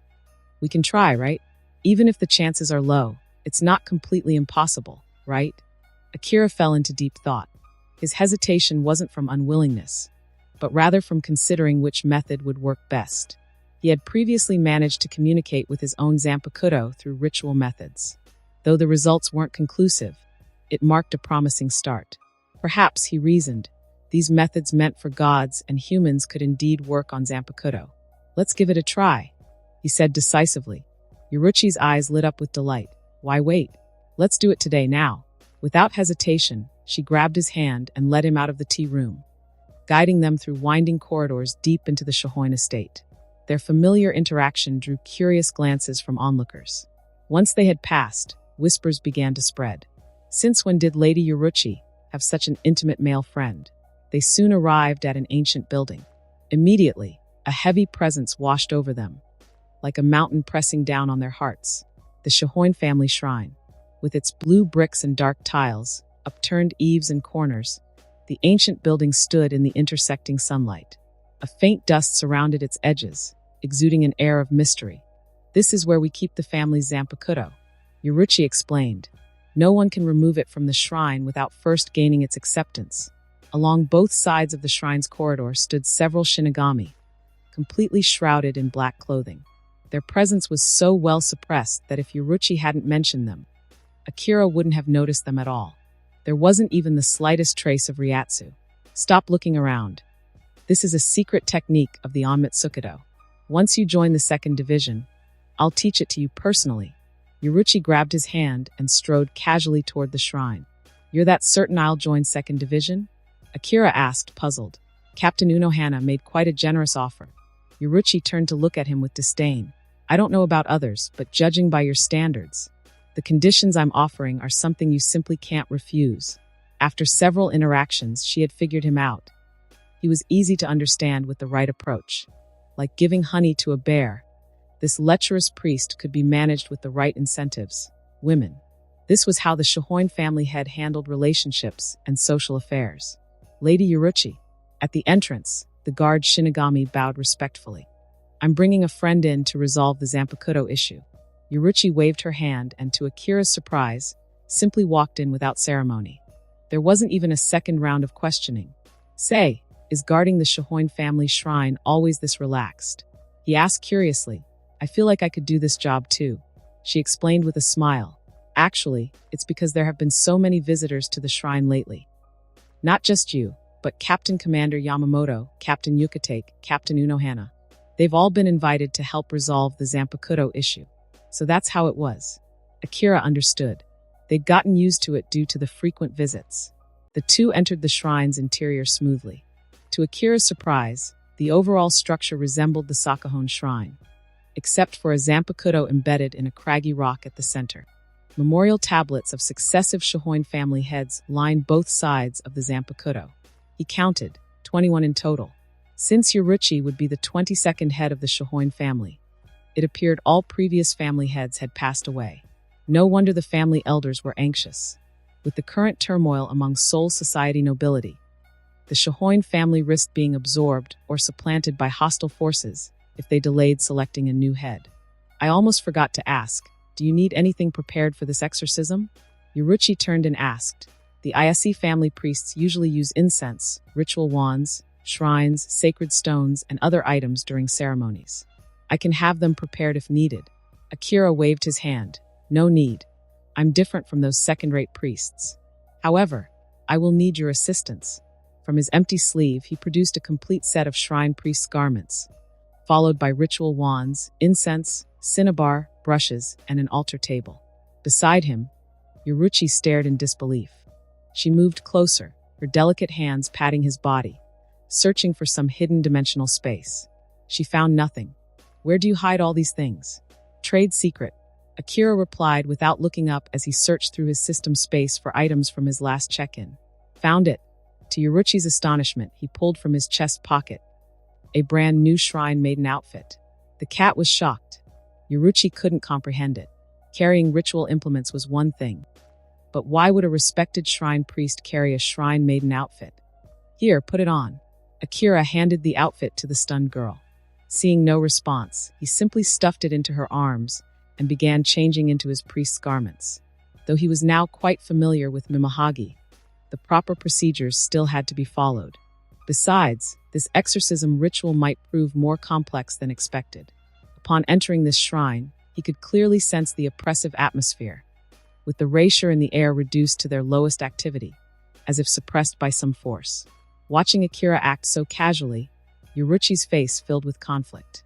"I'll go change over there." Seeing he was almost done changing, she hurriedly threw down these words and darted to a corner of the shrine, rustling as she changed into the shrine maiden outfit. When she reappeared in the shrine's center, Akira's eyes lit up. Purple hair cascaded down her back, her flushed cheeks showing a hint of resistance. The shrine maiden outfit, with its crisp red and white colors, combined with her tanned skin to create a striking charm. This was likely Yoruchi's first time wearing such attire, and the hakama fit snugly, highlighting her graceful silhouette. The white garment's edges and her smooth, slender arms drew particular attention. "Looking great, Shrine Maiden Yoruchi." Akira gave a thumbs up, openly admiring. Having revealed his true nature on multiple occasions, he saw no reason to hide his appreciation. Indeed, the contrast of black and white created quite the captivating sight. He found himself eagerly anticipating life in the second division. Yoruchi spread her arms and spun lightly, examining her new appearance. For someone accustomed to form-fitting clothes, the loose shrine maiden attire with its movement restrictions felt foreign. "All right, all preparations are complete. Let's begin our exorcism ritual." Akira waved his hand with flourish, and incense ignited on the altar as a windless breeze swept through the shrine. Though called an exorcism, this was truly a ceremonial ritual. The exact nature of the Zanpakuto's affliction remained unclear, even with his expertise in this field. Fortunately, he had his reliable fallback. Calling for backup, the ritual bell trembled softly, its clear chimes resonating through the deep, dark shrine. "In the name of the shrine priest, Akira Kisaragi, I summon the one-eyed great god Mimahagi." His fingers moved like butterflies, weaving countless hand seals while chanting, steadily releasing Ryatsu. A heavy rumbling rose from the altar, and before Yoruchi's shocked gaze, a massive, divine black shadow emerged from Akira's form as the surrounding erasure began to distort. Fine black shadows stretched through the depths, transforming into endless darkness that enveloped the entire shrine.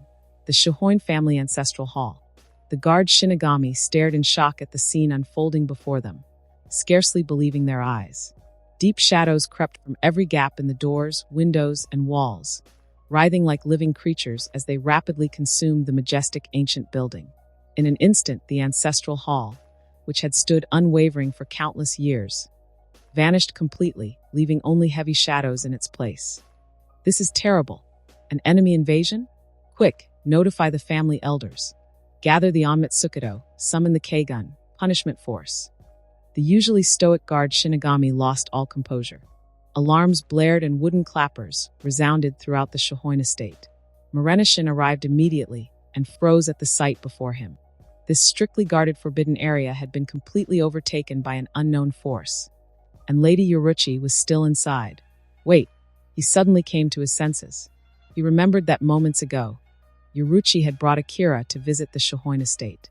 Did anyone enter the ancestral hall earlier? Yes, Lady Yoruchi and her friend. Hearing this, cold sweat trickled down Morenishin's back.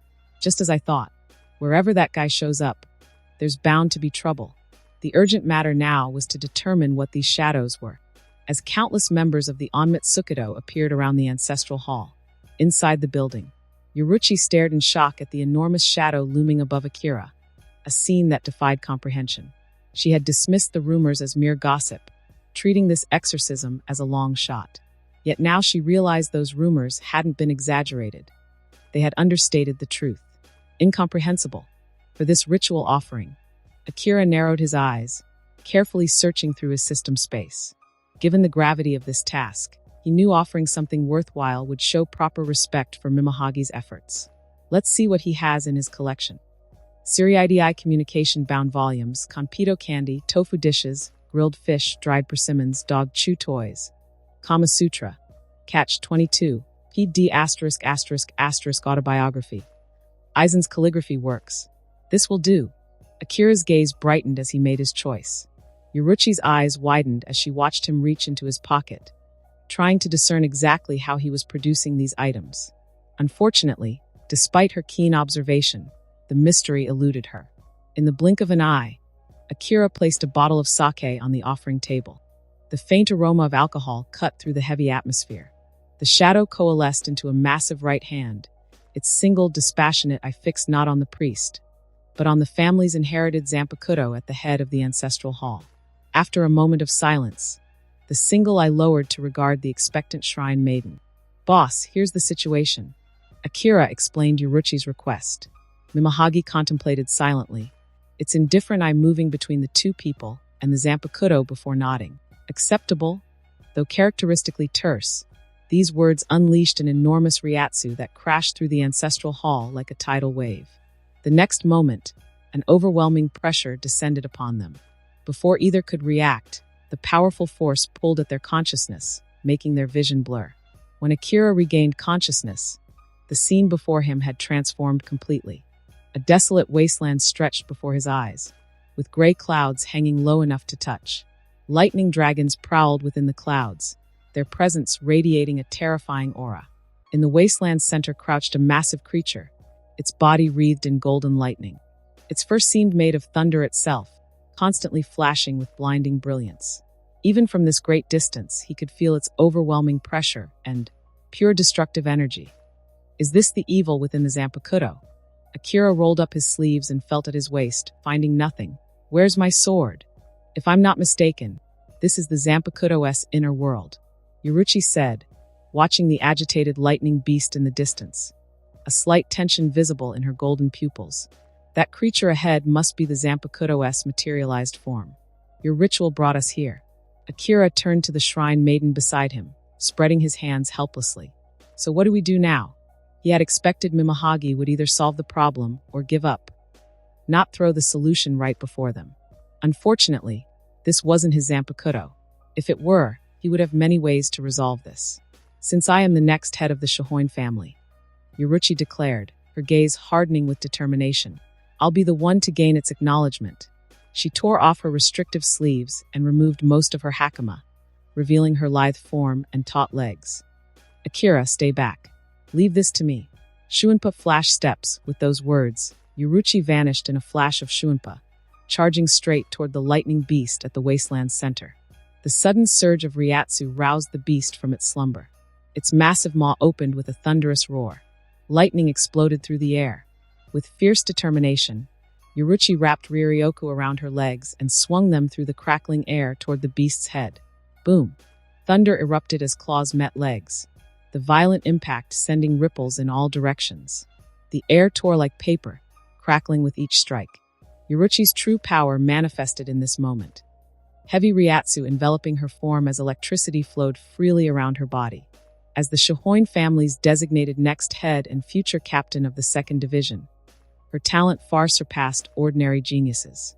Using only Hakuda techniques and Shuinpa, she danced through the raging lightning like a mythical fairy. However, as the lightning beast grew larger, her movements became increasingly strained. Even her strongest strikes had no effect on its body, merely stirring up waves of lightning. From a distance, the rippling electricity resembled a wheat field swaying in the wind. Finally, after one devastating blow, Yuruchi plummeted from the sky like a meteor, landing hard in Akira's arms. Their eyes met, and he said with resignation, "Hey, win some, lose some, right?"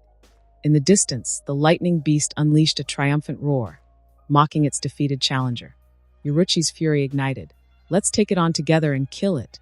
"All right, I've been waiting for those words." Akira eagerly rolled up his sleeves, having eyed the thunder beast with displeasure for some time. If not for Yuruchi's request, he would have joined the fight immediately. With creatures like this, martial honor seemed pointless. Why fight one-on-one when you could overwhelm it together? As for warrior's spirit, this priest had made it clear he cared nothing for such things. "I'll take the lead, you support." With these words, Yuruchi's expression turned fierce. Her legs tensed like coiled springs before she shot forward like an arrow, charging straight at the thunder beast. Akira stood rooted in place, watching her sleek silhouette, words dying in his throat. "Why do I feel like someone stole my line?" As Yuruchi and the thunder beast clashed again, they locked in an intense battle of techniques. Born to the Shohoin clan, Yuruchi had trained since childhood alongside elite Shinigami, mastering various combat techniques. In every aspect of the Zankinsoki, she far surpassed others. Author's note: Zankinsoki, cut fist run spirit, basic Shinigami fighting techniques. Zan refers to sword fighting techniques. Ken refers to unarmed fighting techniques. So refers to moving techniques. Ki refers to Kido. Her fighting was mesmerizing to watch. She twisted and turned at danger's edge, dancing between deadly strikes. The Thunder Beast, in contrast, relied on raw power and brute force. Its natural lightning and massive frame served as its primary weapons. Heido number 31. Shikaho Red Fire Cannon. Relegated to support, Akira's enjoyment dimmed. He could only stand at the battlefield's edge, firing occasional Shikaho blasts for interference. Yuruchi's Ryatsu-wrapped fists met lightning-wrapped claws in brilliant displays of sparks. Their collisions created impact waves that built upon each other like endless ocean swells, stretching to the horizon. The raw power tore through the heavy air, ripping open the low-hanging storm clouds to reveal dancing lightning within. Heido number 31. Shikaho Red Fire Cannon. Akira's Shikaho burst forth, adding a brilliant fireworks display to the spectacular battle. Boom! The red fireball struck true, leaving an indelible scorch mark on the beast's wheat-colored hide. Yuruchi's face showed astonishment. How could someone with weaker Ryatsu produce such a powerful Shikaho? Was this what Tensai meant about his talent for Kido? Its proud golden skin now burned.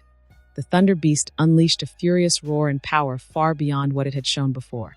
The force sent Yuruchi, who had been trading blows with it, flying backward.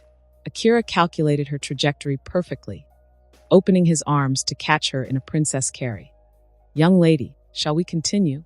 Yuruchi gnashed her teeth in frustration, saying reluctantly, "This time you take the lead." "As you wish, milady."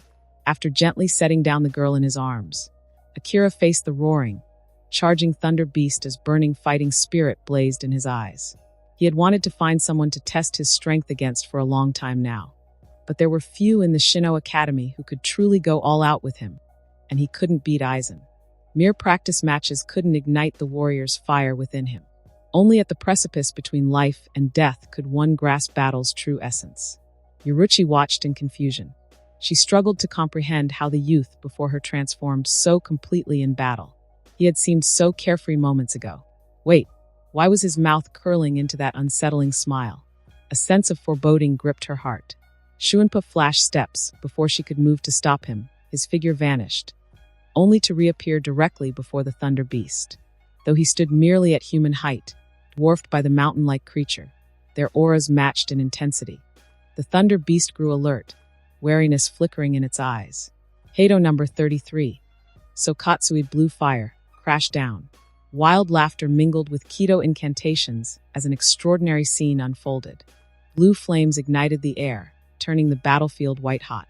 Silver lightning announced its challenge, driving the battle to new heights as piercing shrieks echoed across the field.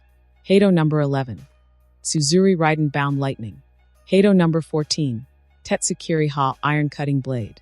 Heido number 20. Tenkutama Celestial Orb. Heido number 32. Okasen Yellow Fire Flash. Endless Kido spells created a display of sublime beauty. Rays of light wove together, enveloping the enormous beast in their radiance. This was the true might of Kido, a natural Kido master. Yuruchi murmured. No wonder Tensai said it would be Soul Society's great loss if he didn't join the Kido Corps. What kind of normal person can release so many Kido at once? While she stood amazed, Akira was just warming up. His increased Ryatsu had enhanced his stamina. First, probe with Kido, then lure the enemy. Bakudo number 21. Sekianten Red Smoke Escape. The Bakudo blanketed the area as crimson smoke swallowed the Thunder Beast's form. Bird-like shrieks pierced the air before crimson flames erupted violently. The Sekianten intertwined with traces of Byakurai and Shikaho. Heido hashtag. Akaden Shireko Red Smoke White Lightning Cannon. Next moment, praise the sun. Raging thunder merged with searing heat, connecting to the storm clouds above as blinding light exploded forth. The wasteland cracked beneath the Thunder Beast's feet as the massive light source flooded outward, drowning its furious roars. Scorching winds howled across the battlefield, driving burning smoke and dust downward.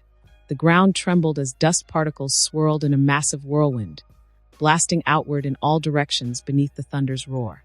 Akira raised his right hand high, white lightning and red fire flowing into his palm and merging into a dazzling sword. Hado hashtag, Rain can thunder fire sword. With an unchanging expression, he charged forward with fierce valor. Despite the Thunder Beast's body being burned and scorched in many places, its natural lightning resistance meant it remained largely unaffected. They would need to be even more ruthless to defeat this creature. Yoruchi's pupils contracted as she realized her mistake in letting Akira take the lead. In battle, he transformed into someone entirely different. Without hesitation, she pushed her injured body forward with Shuinpa to provide support. Jigaku Erashur Kairp hellish storm cut. The moonlight filtered hazily through the storm clouds above. In Akira's palm, lightning and fire interwove with explosive force, their radiance outshining even the moon itself. The Thunder Beast's roar summoned lightning from above as pure destruction rained down, tearing through the vibrating air. Their collision ripped apart the heavy storm clouds, sending visible shock waves sweeping across the wasteland. The impact sent Akira flying backward until he crashed into something soft. Yoruchi caught him in her arms as they carved 2 deep furrows into the ground, finally coming to rest in the ashes. Shohoin Shrine. Morenishin stared gravely into the pitch-black darkness, as deep as an abyss, where tangible Ryatsu drifted slowly, creating a suffocating pressure. Beside him, several family elders stood rigid with tension. Upon learning that Yoruchi was inside, their expressions had frozen, their composure nearly shattering. After the previous head's death, the Shohoin clan had found no worthy successor. They had finally produced a genius in Yoruchi, someone capable of shouldering the clan's burden, yet their own stubbornness had plunged them into crisis. This filled the elders, who desperately wished to revitalize the Shohoin family, with crushing guilt. What should we do now? Should we attempt a forceful attack? That wouldn't be wise. Little Yoruchi is still in there. We might harm her. Everyone spoke in turn, their opinions divided. Finally, Morenishin interjected. Actually, we can only wait. At these words, all eyes turned to him. He continued grimly, I've already tried multiple high-level Hado without effect. None of us here can break through this darkness. Upon hearing this, everyone's hearts sank. A monk-headed elder suddenly spoke up. I'll go request Genryosai. The others fell silent. Without wasting a moment, the tonsured elder vanished in Shuinpa, departing the Shohoin compound. Soon, Genryosai arrived at the shrine. The scene before him made his heart seize. Even from the initial description, he'd had an unsettling feeling. Now, seeing it firsthand confirmed his suspicions. Well. It hadn't even been 5 days since the incident where 2 roasted sweet potatoes attacked him. Had it? And in the blink of an eye, you're performing rituals at the Shohoin shrine now, are you? Genryusai remained silent, feeling only a burning tightness in his chest. Captain Commander, what do you think? Someone asked anxiously. Can you break through this darkness and rescue Yoruchi? Genryusai's gaze fixed on the darkness ahead, where an indifferent eye seemed to stare back at him, its heavy pressure bearing down. After a moment's hesitation, he spoke gravely. It will be difficult. However, I believe Yoruchi Shohoin is still alive. We should wait here. Perhaps a miracle will occur. At his words, everyone turned their attention back to the darkness ahead, waiting expectantly. Morenishin studied Genryusai with confusion, his instincts suggesting that the elder knew more than he was revealing. Though he wanted to speak, he held his tongue, pushing aside his doubts as he stood like a sentinel at the shrine's edge. Are you all right? Yoruchi looked anxiously at the young man in her arms. Blood trickled from the corner of his mouth, indicating serious internal injuries. Cough. It's not too bad. Akira spat out the metallic taste in his mouth. As he pressed both hands against his chest, an emerald light symbolizing life enveloped him, healing at maximum efficiency. Who knew that little lion had such a powerful move? Rolling clouds of dust scattered in the aftershocks as the massive figure stepped out slowly, looking nothing like its previous majestic self. The Thunder Beast's body appeared as if it had been through a dye factory. Patches of red, black, and yellow mixed together in disarray. Its wheat-like mane had been completely incinerated, with white bones visible beneath. What should we do next? After witnessing his mind-blowing performance in the previous battle, Yoruchi instinctively looked to Akira for guidance. Can you still fight? He glanced at the dark-skinned girl beside him. Due to the intense fighting, her clothes were in tatters, revealing large patches of tender skin, with certain areas barely contained. Though young, she already showed great promise. No wonder her future performance would be impressive. Ignoring his gaze, or rather, having grown somewhat used to it, Yoruchi pondered. I still have some Ryuryoka left, plus an unfinished secret technique that can unleash intense destructive power briefly. The drawback is that using it now would temporarily drain all my fighting ability. If we can't finish the opponent then, I'll be defenseless. Akira waved his hand with a grin. If it comes to that, I'll definitely die before you. Yoruchi's expression froze at his words, but before she could respond, Akira tore away his restricting clothes, revealing his muscular upper body. Intense flames erupted around him, their terrifying heat distorting the air and making it hard to breathe. Electric arcs roared and crackled through the flames like swimming dragons, while the ground beneath his feet turned charred black. His powerful spiritual body merged the powers of Byakurai and Shikaho into an entirely new form. Ryatsu surged forth, drawing out his last reserves of power. The scorching aura rippled outward, making the Thunder Beast recoil in unease. It let loose an ear-splitting roar, its limbs tearing into the ground as it charged at Akira like an enraged juggernaut. Closing in, brilliant lightning arced through the air as the Thunder Beast transformed into a massive sphere of electricity, bearing down from above with its dangerous aura unleashed. Thunder crashed. Facing the danger head-on, Akira's expression held no fear, only raw ferocity. In the Sakahone district, that place where people devoured people, only those with savagery in their bones survived.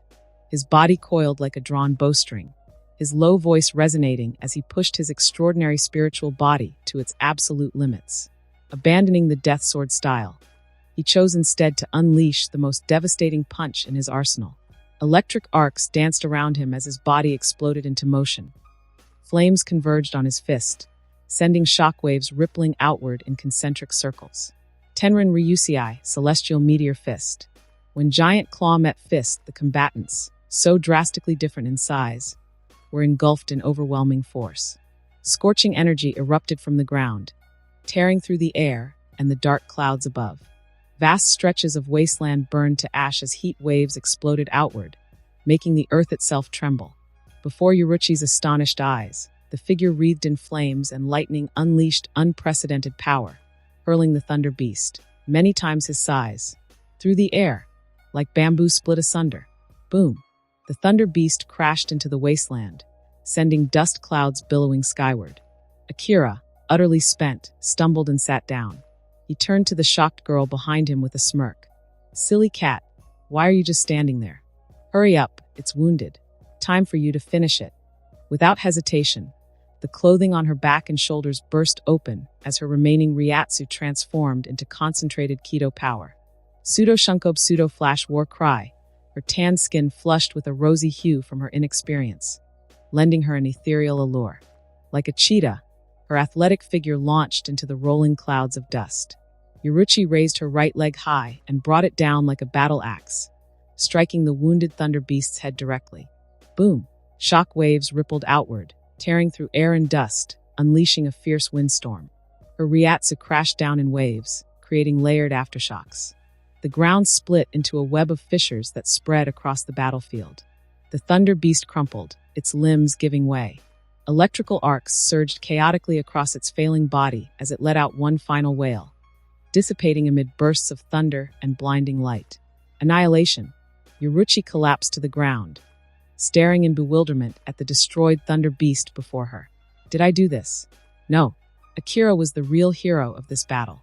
She had faced the Thunder Beast at its peak before and knew the vast gulf between their powers. Even with fully developed techniques, she wouldn't have been its match.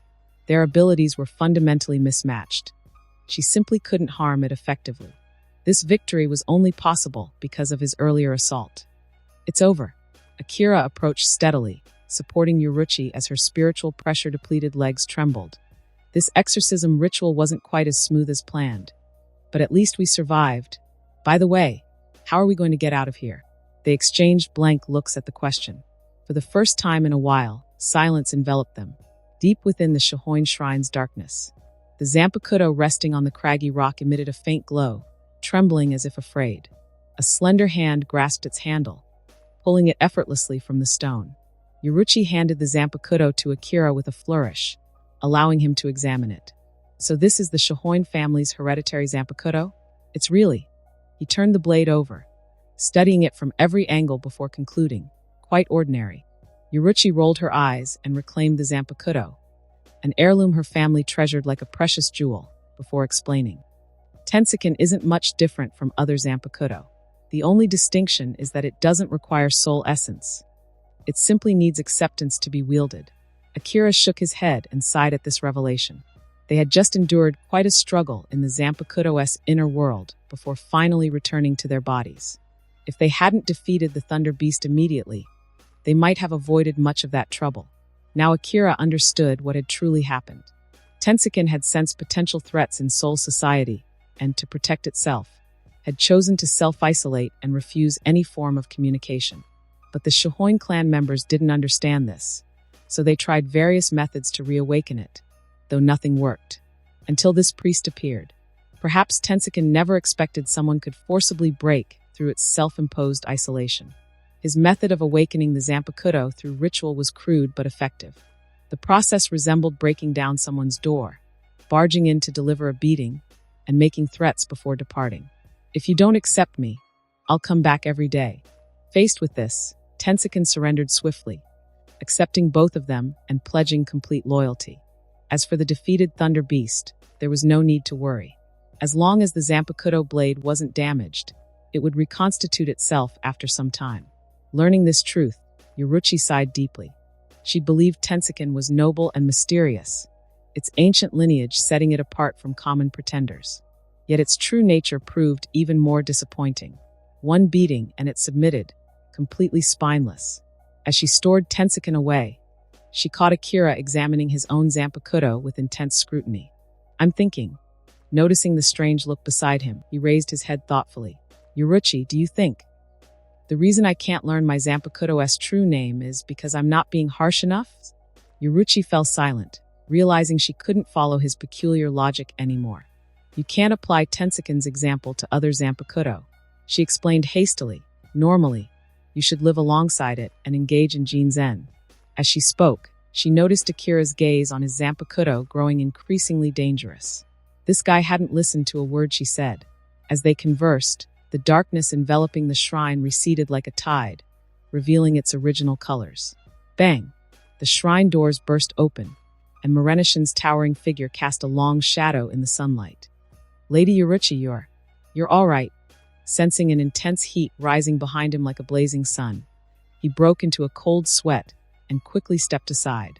The spacious shrine soon filled with concerned Shohoin clan members. As the crowd clamored about Yuruchi's condition, she raised Tensakin, immediately drawing everyone's attention. I've gained Tensakin's acceptance. Everyone stood shocked, and before they could ask what had happened, she pulled Akira to her side. This was all thanks to his help, she declared solemnly. The crowd exchanged confused glances, having no prior knowledge of this strange young man in ceremonial robes. Yuruchi placed her hands on his shoulders and introduced him with gravity. First-year student at the Shino Academy, Akira Kisaragi. Under the scrutiny of countless gazes, Akira felt immense pressure. Two particularly fierce stares from the crowd made him feel pins and needles in his back, causing him to sweat profusely. Hello everyone. After this awkward greeting, he swallowed hard and looked at the imposing bald elder in the crowd. Long time no see. You're looking as impressive as ever, Captain Commander. First Division. Captain's office. Genryusai scrutinized the young man standing in the center of the room, his unfriendly expression filled with careful examination. It hadn't even been a few days since the old man's last warning. And here was Akira, the best priest of all Rukongai, already knee-deep in some wild drama. It was enough to make one's blood pressure soar. Author's note: Unohana will become the most rich person of Suriidii in this FIC. Reason: selling blood pressure pills for old people. Although the outcome was positive, this priest had no idea what kind of maelstrom he had stumbled into. You seem quite pleased with yourself. After a long silence, Genryusai spoke in a deep voice, his half-closed eyes gleaming. Before Akira could respond, still hanging with his mouth open, he continued. You helped the current head of the Shohoin family gain the divine weapon's approval, reversed their declining fate, earned your friend's recognition, and even became a great benefactor to the entire Shohoin household. Hearing this, Akira's brows furrowed, sensing there was more to the old man's words. The struggles between noble houses are far more complex than you imagine. Genryusai continued, if the previous assassination attempt was due to the talisman disrupting the course of war, then this Shohoin affair has completely positioned you against certain factions. He had reviewed the intelligence about this boy since his time at the Shino Academy. Moreover, Shinji's report about the Ajucha's incident had heightened his attention even further. If he were to evaluate him, he would say that Akira was indeed a genius, achieving lieutenant-level strength in less than half a year as a student, with few in Seoul society's history showing better talent. Unfortunately, his actions were too impulsive, lacking necessary caution. To become truly capable of handling matters independently, he still had a long way to go. Without proper guidance, he might very well go astray. Hearing this, Akira fell into contemplation. So it turned out that he had been caught up in the factional struggles between nobles long ago. He had thought that by refusing Sojin's goodwill, he could cleanly extract himself from the power struggles. Looking at it now, he had been too naive. Then what should I do? His face fell. Is it still possible to distance myself from the Shohoin family? He wasn't someone who feared trouble, but who would want an excess of it? Like the previous assassination, though it hadn't posed much threat to him, if it happened every few days, it would become incredibly tiresome. It's too late, Genryusai said calmly. Akira heaved a heavy sigh. Unexpectedly, before he could even be properly discharged, he had already been labeled with factional affiliations. His future life would undoubtedly become more complicated. Life is hard, the priest thought with another sigh. Speaking of which, what would Aizen do in this situation? Lost in this thought, Akira fell into deep contemplation. Genryusai, who had been waiting for him to ask for help, looked over in confusion. The young man in the center of the room had completely zoned out, his mind elsewhere, paying no attention to the present. Seeing this, veins bulged on the old man's shiny forehead, his fists subtly clenching. Seemingly sensing the killing intent, Akira snapped back to reality and asked, Captain Commander, you're saying that since I've already started down this path, there's no turning back? Genryusai nodded, not denying this interpretation. But Akira's next words showed just how far he could sink. Rather than wavering back and forth, I might as well commit fully to this path. Earlier, Yuruchi asked if I wanted to marry into the Shohoin family.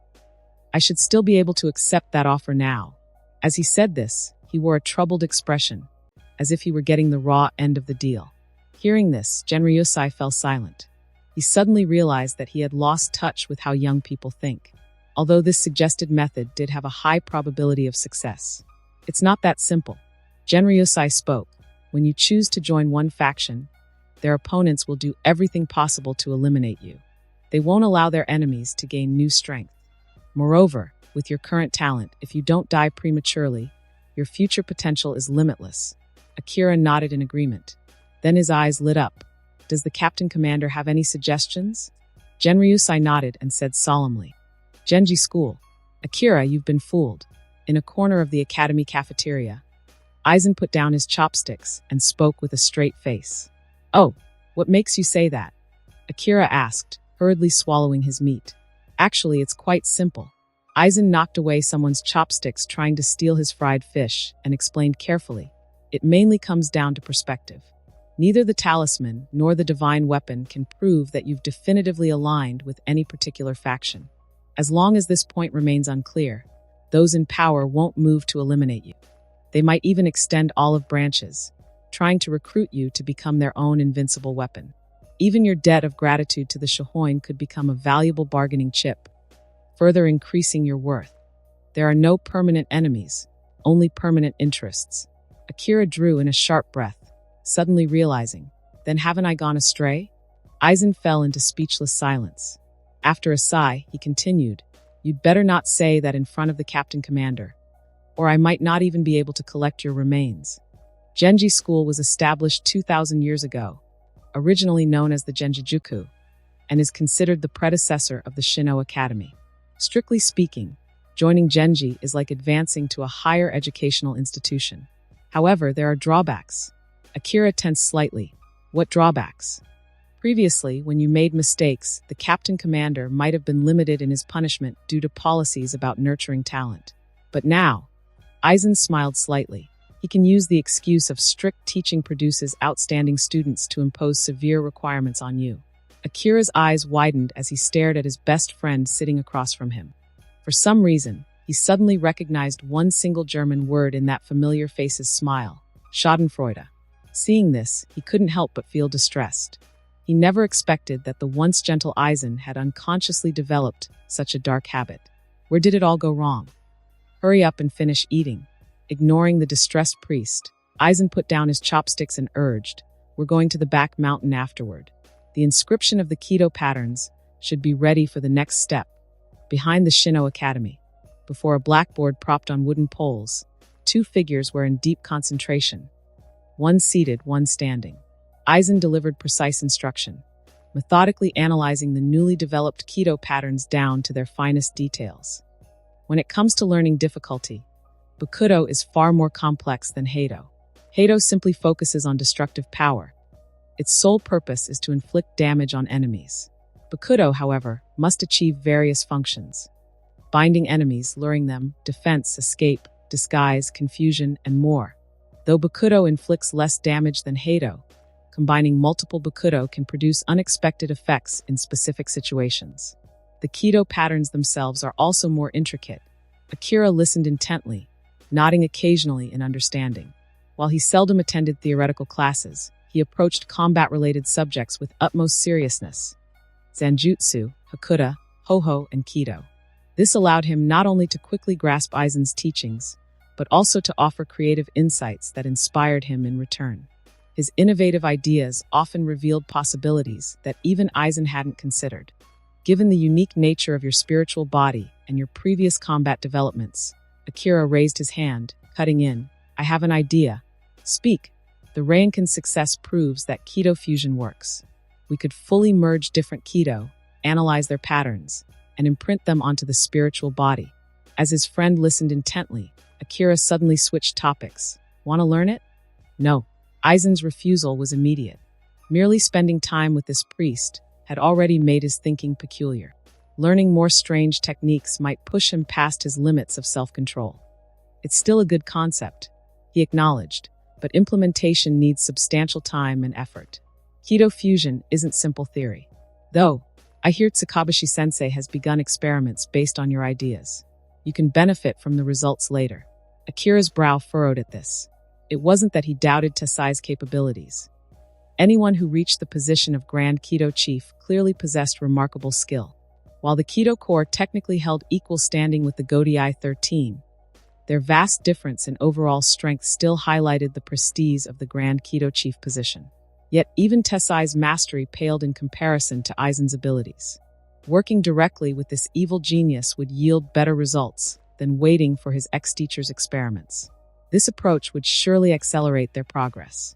Notice the Sokatsui, Heido number 33, patterns has distinct small branches at the 3rd, 6th, and 12th paths. Eisen returned to the lesson's focus.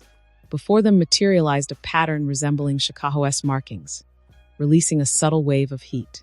Akira absorbed every detail meticulously, committing each aspect to memory. Learning from past mistakes, he practiced repeatedly until the movements became second nature, only then attempting to imprint the new Kido pattern. Progress comes step by step, like building strength 1 pound at a time. He placed his faith in Eisen's guidance. Heido number 33, Sokatsui, blue fire crashed down. Begin imprinting. Akira's eyes flashed with azure flame before the blue fire consumed his pupils entirely. Scorching Ryatsu surged through his body, making every limb and organ feel as if they were being forged in an inferno. His body became like raw iron, the Kido patterns hammering into him with violent force. The searing pain spread until even the gentlest breeze felt like torture. Though only 2 numbers higher than before, the pain had increased manifold. Yet Akira's iron will, bolstered by his happy memories, helped him endure this torment. As the patterns took hold, fierce blue flames engulfed him, radiating intense heat. Eisen observed the transformation intently when something caught his eye. Amidst the azure flames, dark patterns began to emerge, snaking across Akira's skin in an unsettling display. "What is this?" His eyes widened as he studied these mysterious black markings. As the final Kido pattern was completed, the black patterns vanished beneath his skin without a trace. Akira's eyes flew open, azure flames flickering briefly within them before receding, leaving a new mark on the middle section of his left ring finger. Excellent, powerful, strong. He moved through a complete set of modern calisthenics to assess the improvements in his spiritual body's quality. Author's note: if he had some weights, the Euro training is the right path to go. Each keto pattern imprint enhanced and strengthened him, and his Ryatsu had increased from level 59 to 60. Small accumulations could lead to terrifying results. Perhaps one day he could rely on pure spiritual body strength to destroy a hollow with a single punch. No Ryatsu needed. The thought filled Akira with anticipation. While he dreamed of the future, Aizen explained his earlier discovery. I suspect there are two possibilities. First, your long-term ritual offerings may have exposed you to Mimahagi's power. The handsome, pure-hearted priest nodded, considering this highly likely. Aizen glanced at him without acknowledgement and continued. Second, the black patterns might originate from your Zanpakuto. Akira's eyes widened at these words. Regardless of which it is, based on current observations, it appears beneficial rather than harmful. Aizen sighed softly, studying his companion with a complex expression. He had thought his own secrets were numerous and complicated enough, but the person before him was in an entirely different league. Spiritual body, rituals, talent, Zanpakuto. In that case, Akira held his Asachi, grinning. I'll soon learn my Zanpakuto's true name, achieve Shirkai, complete Bankai, and reach the peak of life. Finally, there's something I'm ahead of you in, Sosuke. Looking at his confident friend, Aizen replied calmly, I've already mastered Shirkai. Before he could finish speaking, someone's expression froze, as if turned to stone. When I close my eyes, the whole world goes dark. Sosuke, tell me. Akira tilted his head back, letting out a wistful sigh. Could it be that I am the light of this world? Aizen, who was studying a cookbook intently.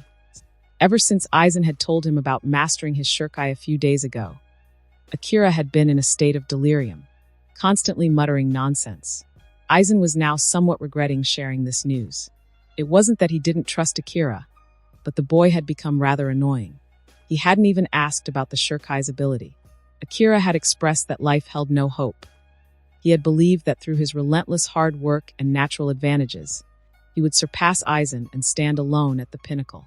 Yet in less than half a year at the academy, while others still struggled to infuse their soul essence and establish spiritual communication, Aizen had effortlessly achieved Shirkai. Looking at his own progress, Akira found even basic Jinzen meditation difficult. It was giving him a headache. Akira let out a wail, holding his Zanpakuto with both hands and examining it carefully for clues.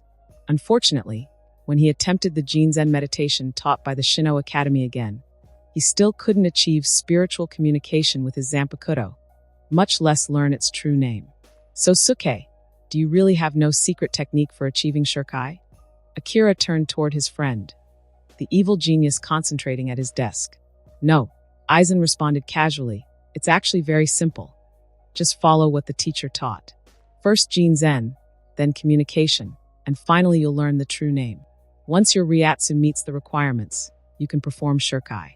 What do you want to see? As he finished speaking, he turned slightly, his brown eyes revealing a calm expression as they met his friend's gaze. Akira drew in a sharp breath, then smiled sheepishly. Maybe not. Things like Shirkai are every Shinigami's secret. Not just me, but if anyone asks about your Shirkai in the future, you'd better find an excuse to brush them off. Don't be like certain people who foolishly reveal their abilities to enemies. Aizen nodded, not saying anything more. I can't slack off anymore. Akira suddenly got up from the bed and left the dormitory. Looking through the window at his departing figure, thoughtfulness flickered in Aizen's eyes. Hasn't anyone told him that this guy has already become ridiculously strong, based on his Ryatsu levels and skill at inscribing Keto patterns? Akira had grown powerful enough to face that Ajitsu's class hollow without help. With proper execution, he could even kill it, though not without cost. And remarkably, he was still only a first-year student at the Shino Academy. Aizen shook his head and returned his focus to the cookbook before him.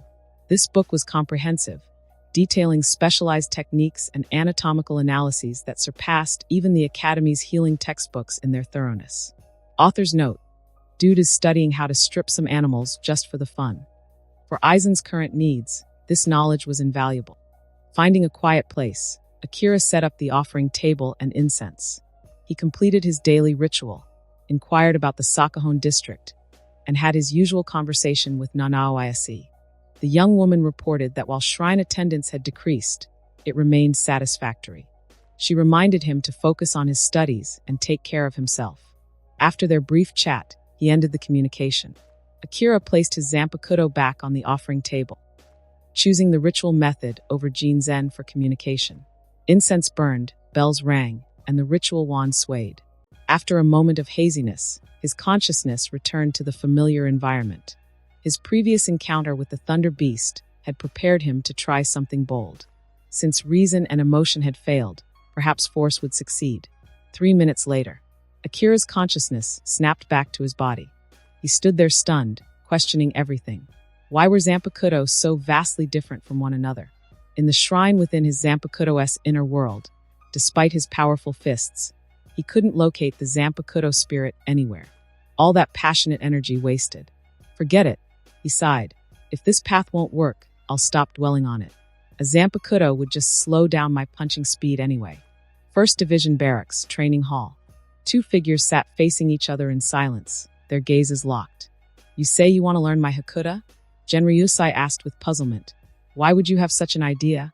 Someone like you should be focusing on spiritual communication with your Zanpakuto. Akira. He wanted to, but his Zanpakuto wasn't giving him the chance. He hadn't even seen its form, let alone learned its true name. After briefly explaining his situation, he waited quietly for the old man's response. Looking at the well-behaved youth before him, Genryusai's brows furrowed. It wasn't Akira's current behavior that troubled him, but rather the Zanpakuto issue. As everyone knows, a Zanpakuto's form, state, and abilities are forged from the Shinigami's own soul as a prototype. The process involves accumulating refinement and writing one's soul essence into the Gasachi to create one's own Zanpakuto. Generally speaking, only 3 types of people cannot release their Zanpakuto. The first type lacks sufficient power to gain the Zanpakuto's acknowledgement. The second type faces interference from some other power. The third type lacks sufficient self-awareness and cannot fully understand the power within their soul. Based on Akira's description, he was likely the third type. He had no grasp of his own situation. Genryusai nodded and said thoughtfully, Since this is your request, I will grant it. However, you cannot abandon Jinzen training. Communicating with your Zanpakuto is a gradual process. Only through daily practice can you truly understand your nature and master the power within. Akira eagerly agreed. Very well. Genryusai nodded with satisfaction. I've always taken special care in teaching willing students. Let's begin. To Akira's astonishment, the old man removed his captain's Haori, hung it carefully on a coat rack, then loosened his shahakusho and tied it at his waist. Captain Commander, what are you doing? Genryusai turned back, sparring of course. How else can I assess your current level? Akira. Looking at the shirtless, white-bearded old man before him, Akira couldn't help but feel nervous. While others might not know much about Genryusai's background, Akira certainly did. Though this old man wasn't tall, barely reaching 1.7 meters even with shoes on, his body was pure muscle. No Shinigami had surpassed him in 1,000 years. He was the undisputed top fighter in the Soul Society. Whether with sword, fist, or spells, he excelled at everything. Facing this legendary warrior in a sparring match filled Akira with uncertainty. With his current strength, Akira knew he'd be lucky to last even 1 round out of 10. One punch from this ancient Shinigami would send him straight to the afterlife. In the element style, hesitation is our greatest enemy. Genryusai furrowed his brows and flexed his broad shoulders, his terrifying muscles rippling as an overwhelming presence swept forward, creating a suffocating pressure. Even without releasing any Ryatsu, his mere presence gave the sensation of facing hell itself. Are you afraid? He said in a deep voice. When you face death directly, such emotions vanish. Without waiting for a response, Genryusai's massive hand thrust forward, coming straight down toward Akira's head. A sonic boom rang out, accompanied by scorching wind. Akira's pupils contracted as his survival instincts screamed. That huge hand grew larger in his vision, consuming his entire world. If he couldn't block it, he'd die. With no time to think, he entrusted his survival to instinct. instantly unleashing the Hakuda techniques he'd based from the Shohoin family. Tenrin Reppu, Celestial Violent Wind Fist. His fingers flexed, forming a fist, and as he shifted his stance, his lean fist broke through the air with a piercing sound, generating shockwaves as it shot toward that descending palm. Boom! As fist met palm, fierce winds howled and surged, the explosion-like sound making his eardrums ache. His last Hakuda battle had been against Yoruchi. Though he lost, it wasn't too bad. Compared to then, Akira was now 10 times stronger. In another close-quarters Hakuda battle with Yoruchi, he could even dominate her. But this time, his opponent was Genryusai Shigekuni Yamamoto. That increase in strength meant nothing. It was like mastering the basics of Go and confidently passing the beginner level, ready to face your first opponent, only to find yourself against AlphaGo. Such an overwhelming gap in skill could crush anyone's spirit. Author's note: time for knowledge. AlphaGo is an AI projected to play Go, a type of super powerful buff checkers, or else Go for dumb people, who became so good at it that it defeated the 18 times world champion Lee Sedol in a match. Now you can go on. Before Akira, raw power and speed merged with terrifying force techniques into a singular display of might. Genryusai's muscles and sinews moved like grinding iron, radiating heat like a volcano ready to erupt. Unlike the Shohoin family's swift and varied Hakuda techniques, Genryusai's style was direct, his body concealing devastating power techniques. As his 5 fingers spread, power like a volcano burst forth. A thunderous roar split the air as invisible shockwaves surged forward with crushing force. Akira's breath caught in his throat, his thoughts frozen as he faced this overwhelming enemy. The shockwave struck the dojo floor, exploding violently and splitting the ground. With a series of sharp cracks, the solid floor burst open into a massive crater, like a dark maw waiting to swallow him whole. Akira dodged the strike, his fighting spirit igniting as he glanced up. Taking hits wasn't his style. Even facing this insurmountable gap, he would give everything he had, determined to leave his mark on his opponent. His heart pounded, his face flushed as power surged through him. When Genryusai attacked again, Akira didn't dodge. With a fierce grin tugging at his mouth, he channeled every ounce of power from his spiritual body into a single forward punch. The moment fist met palm, power vast as the ocean erupted between them. That instant of collision taught Akira the meaning of true disparity. Power flooded his frame, the burning force coursing through every inch of flesh and bone.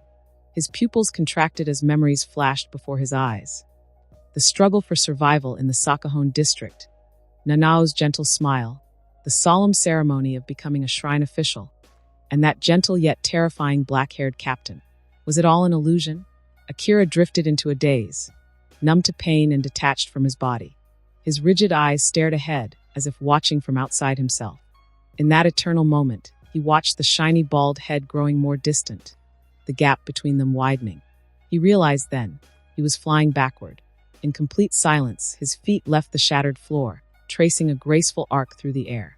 With a bewildered expression, he sailed dozens of meters before crashing like a meteor at the dojo entrance, his body tumbling and flailing like a fish out of water. When consciousness finally returned, pain racked his entire body as if he'd been crushed by a stone roller countless times. The agony was unbearable. Each breath was a struggle. Having achieved his purpose, Genryusai calmly withdrew his presence, donned his shahakusho and captain's haori, then strode to Akira's side. He lifted him like a chick and carried him back into the dojo. The entire process was fluid, as if rehearsed countless times. "Don't resist," Genryusai said casually. "Though my Kaido isn't as refined as Captain Anohana's, it's sufficient for your current injuries." His old, scarred hand pressed directly onto Akira's chest, beginning a rather rough healing process. The priest's face had turned deathly pale. Not from his injuries, but from pure shock, his mind blank, thoughts scattered. The old man's single Hakuda move had demonstrated the true meaning of disparity in skill. Just like facing Anohana's death sword style. Utterly helpless, a completely one-sided defeat. Akira, who had been quietly proud of mastering a few Shohoin family secret techniques, now had only one thought. As he recovered slightly, he looked up at that elderly, dignified face, tears gleaming in his eyes. "Coach, I want to learn the element style. Did this child hit his head just now?" Genryusai's face filled with confusion as he tried to understand what kind of fit Akira was having. After a moment's hesitation, staying true to his conscientious nature, he spoke patiently. Don't worry, since you've become a disciple of Genji School, I will teach you everything I know.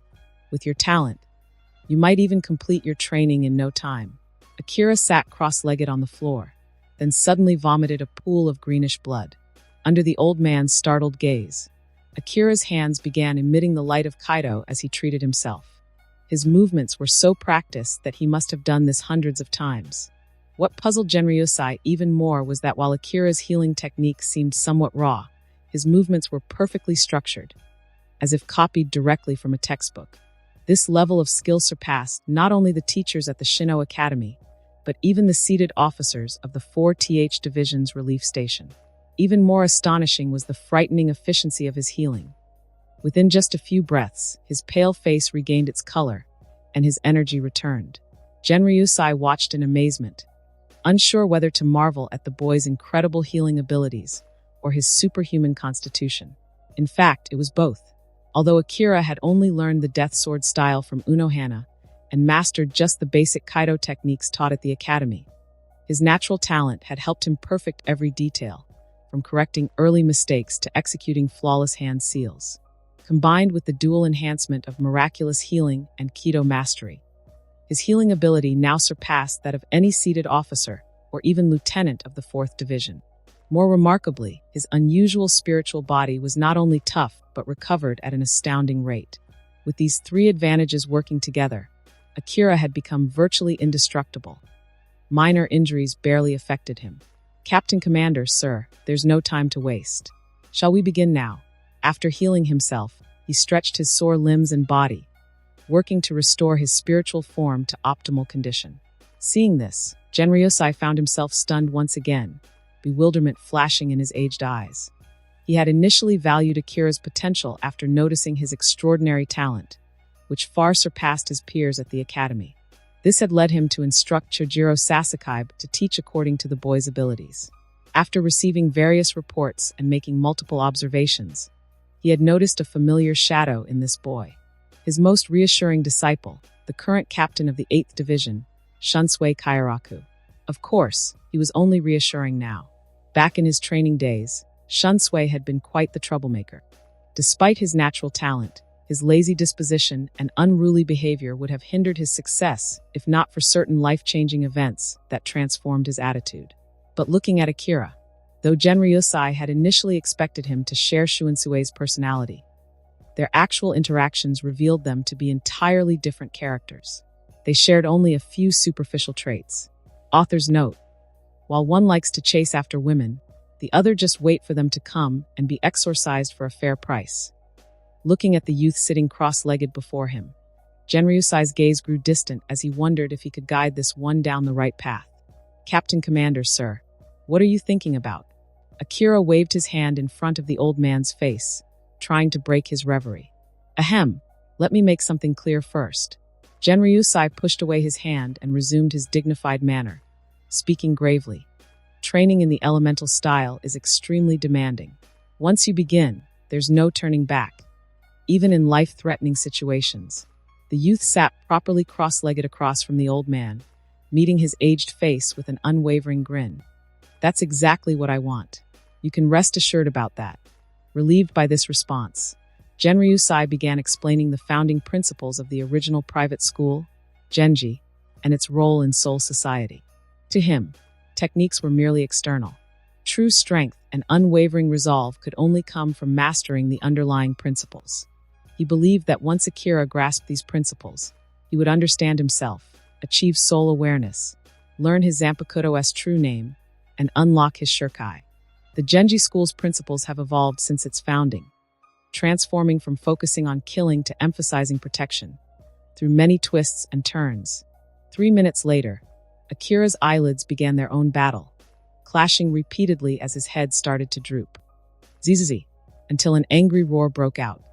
Outrageous! Genryusai thundered.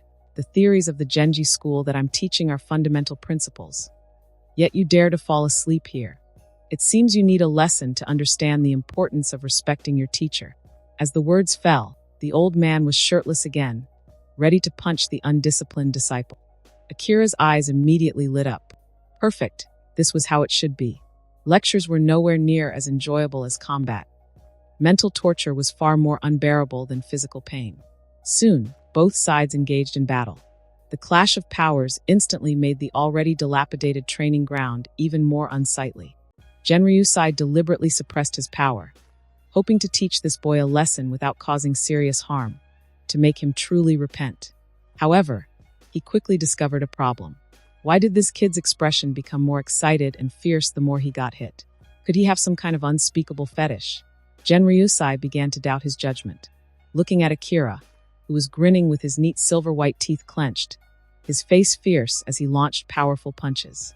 Respect for teachers? More like complete defiance.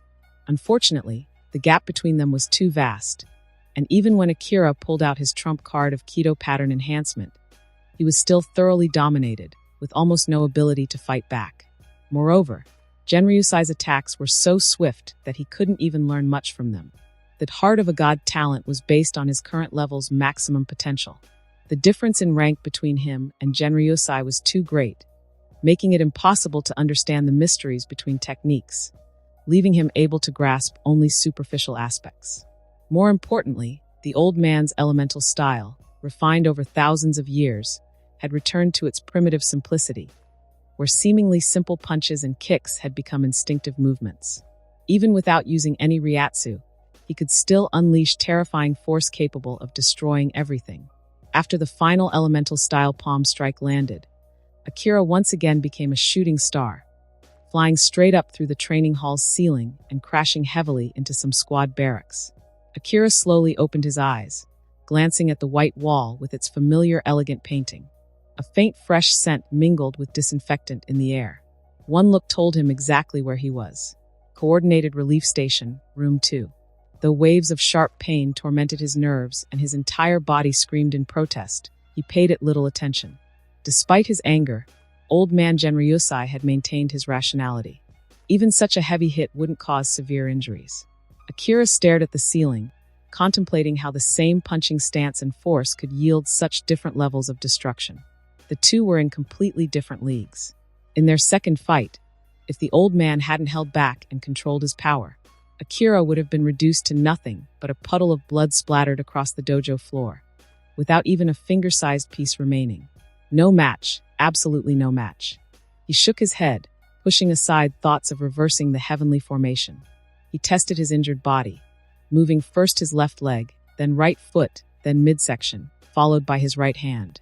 Wait, why was it being held down again? Akira instantly recalled his previous experience in the hospital room. Cold sweat poured down his back. He stiffly turned his head, only letting out a relieved sigh after seeing who sat beside the bed. Thankfully, it wasn't that giant Tessai. Long time no see, Kisaragi-kun.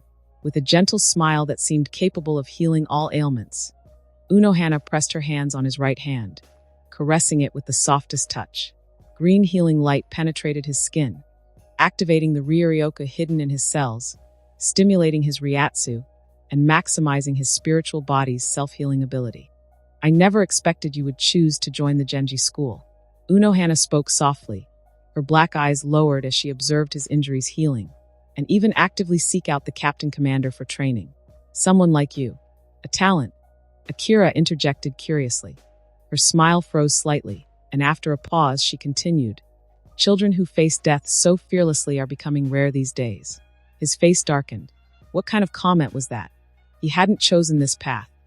It was old man Genryusai's harsh training that had nearly destroyed him with a single punch. If only that hot-tempered old man could be as gentle as you. Would I be suffering like this? Of course, such thoughts had to remain unspoken.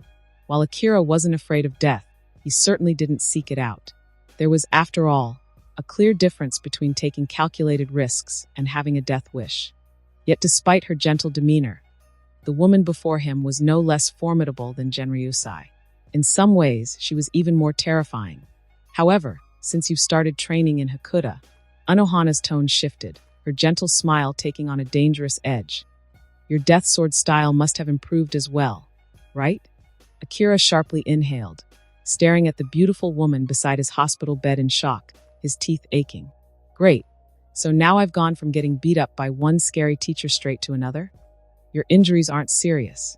Unohana released his right hand, ending the treatment. She leaned forward, tucking in his blanket, and whispered near his ear, "Remember to wait for me at the dojo tonight. I want to personally assess your training progress." After saying this, she gracefully left the hospital room to attend to other official duties. Meanwhile, Akira stared at the ceiling with lifeless eyes, wondering what excuse he could possibly use to avoid her examination. "Life is hard," the young man sighed. "Hopefully Captain Unohana won't be too harsh tonight." That night brought a fierce battle. Like Genryosai's approach, but even more extreme, it was completely unreasonable combat. The moment Akira stepped into the dojo, a fierce slash greeted him.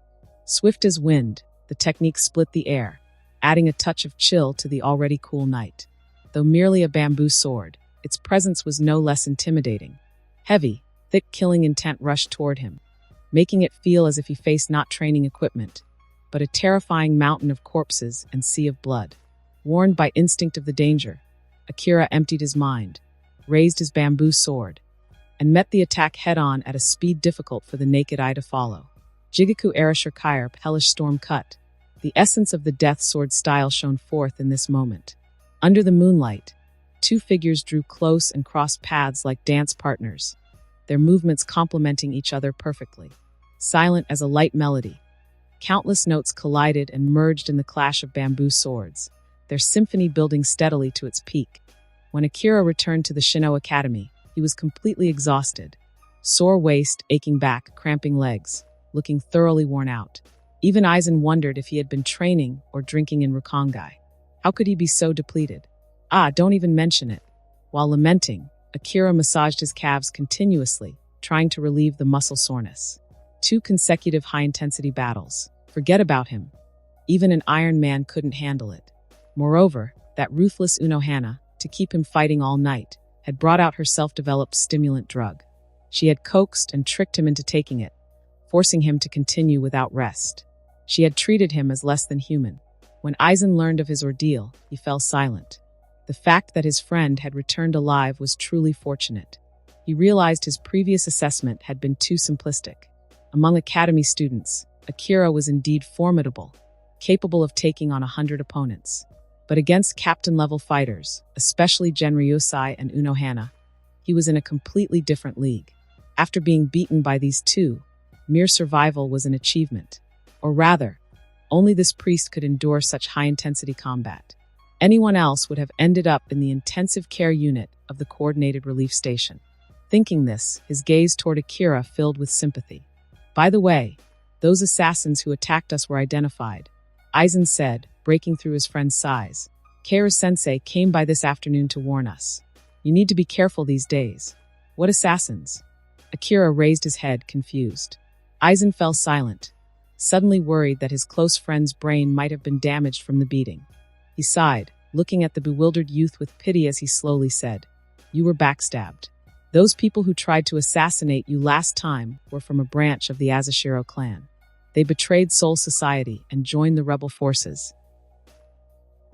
And that concludes this episode. If you enjoyed it, I'd seriously love it if you guys could leave a like on the video, as it genuinely helps out so much, and it keeps me going, plus it takes only 1 second. That said, have a wonderful day. See you in the next one.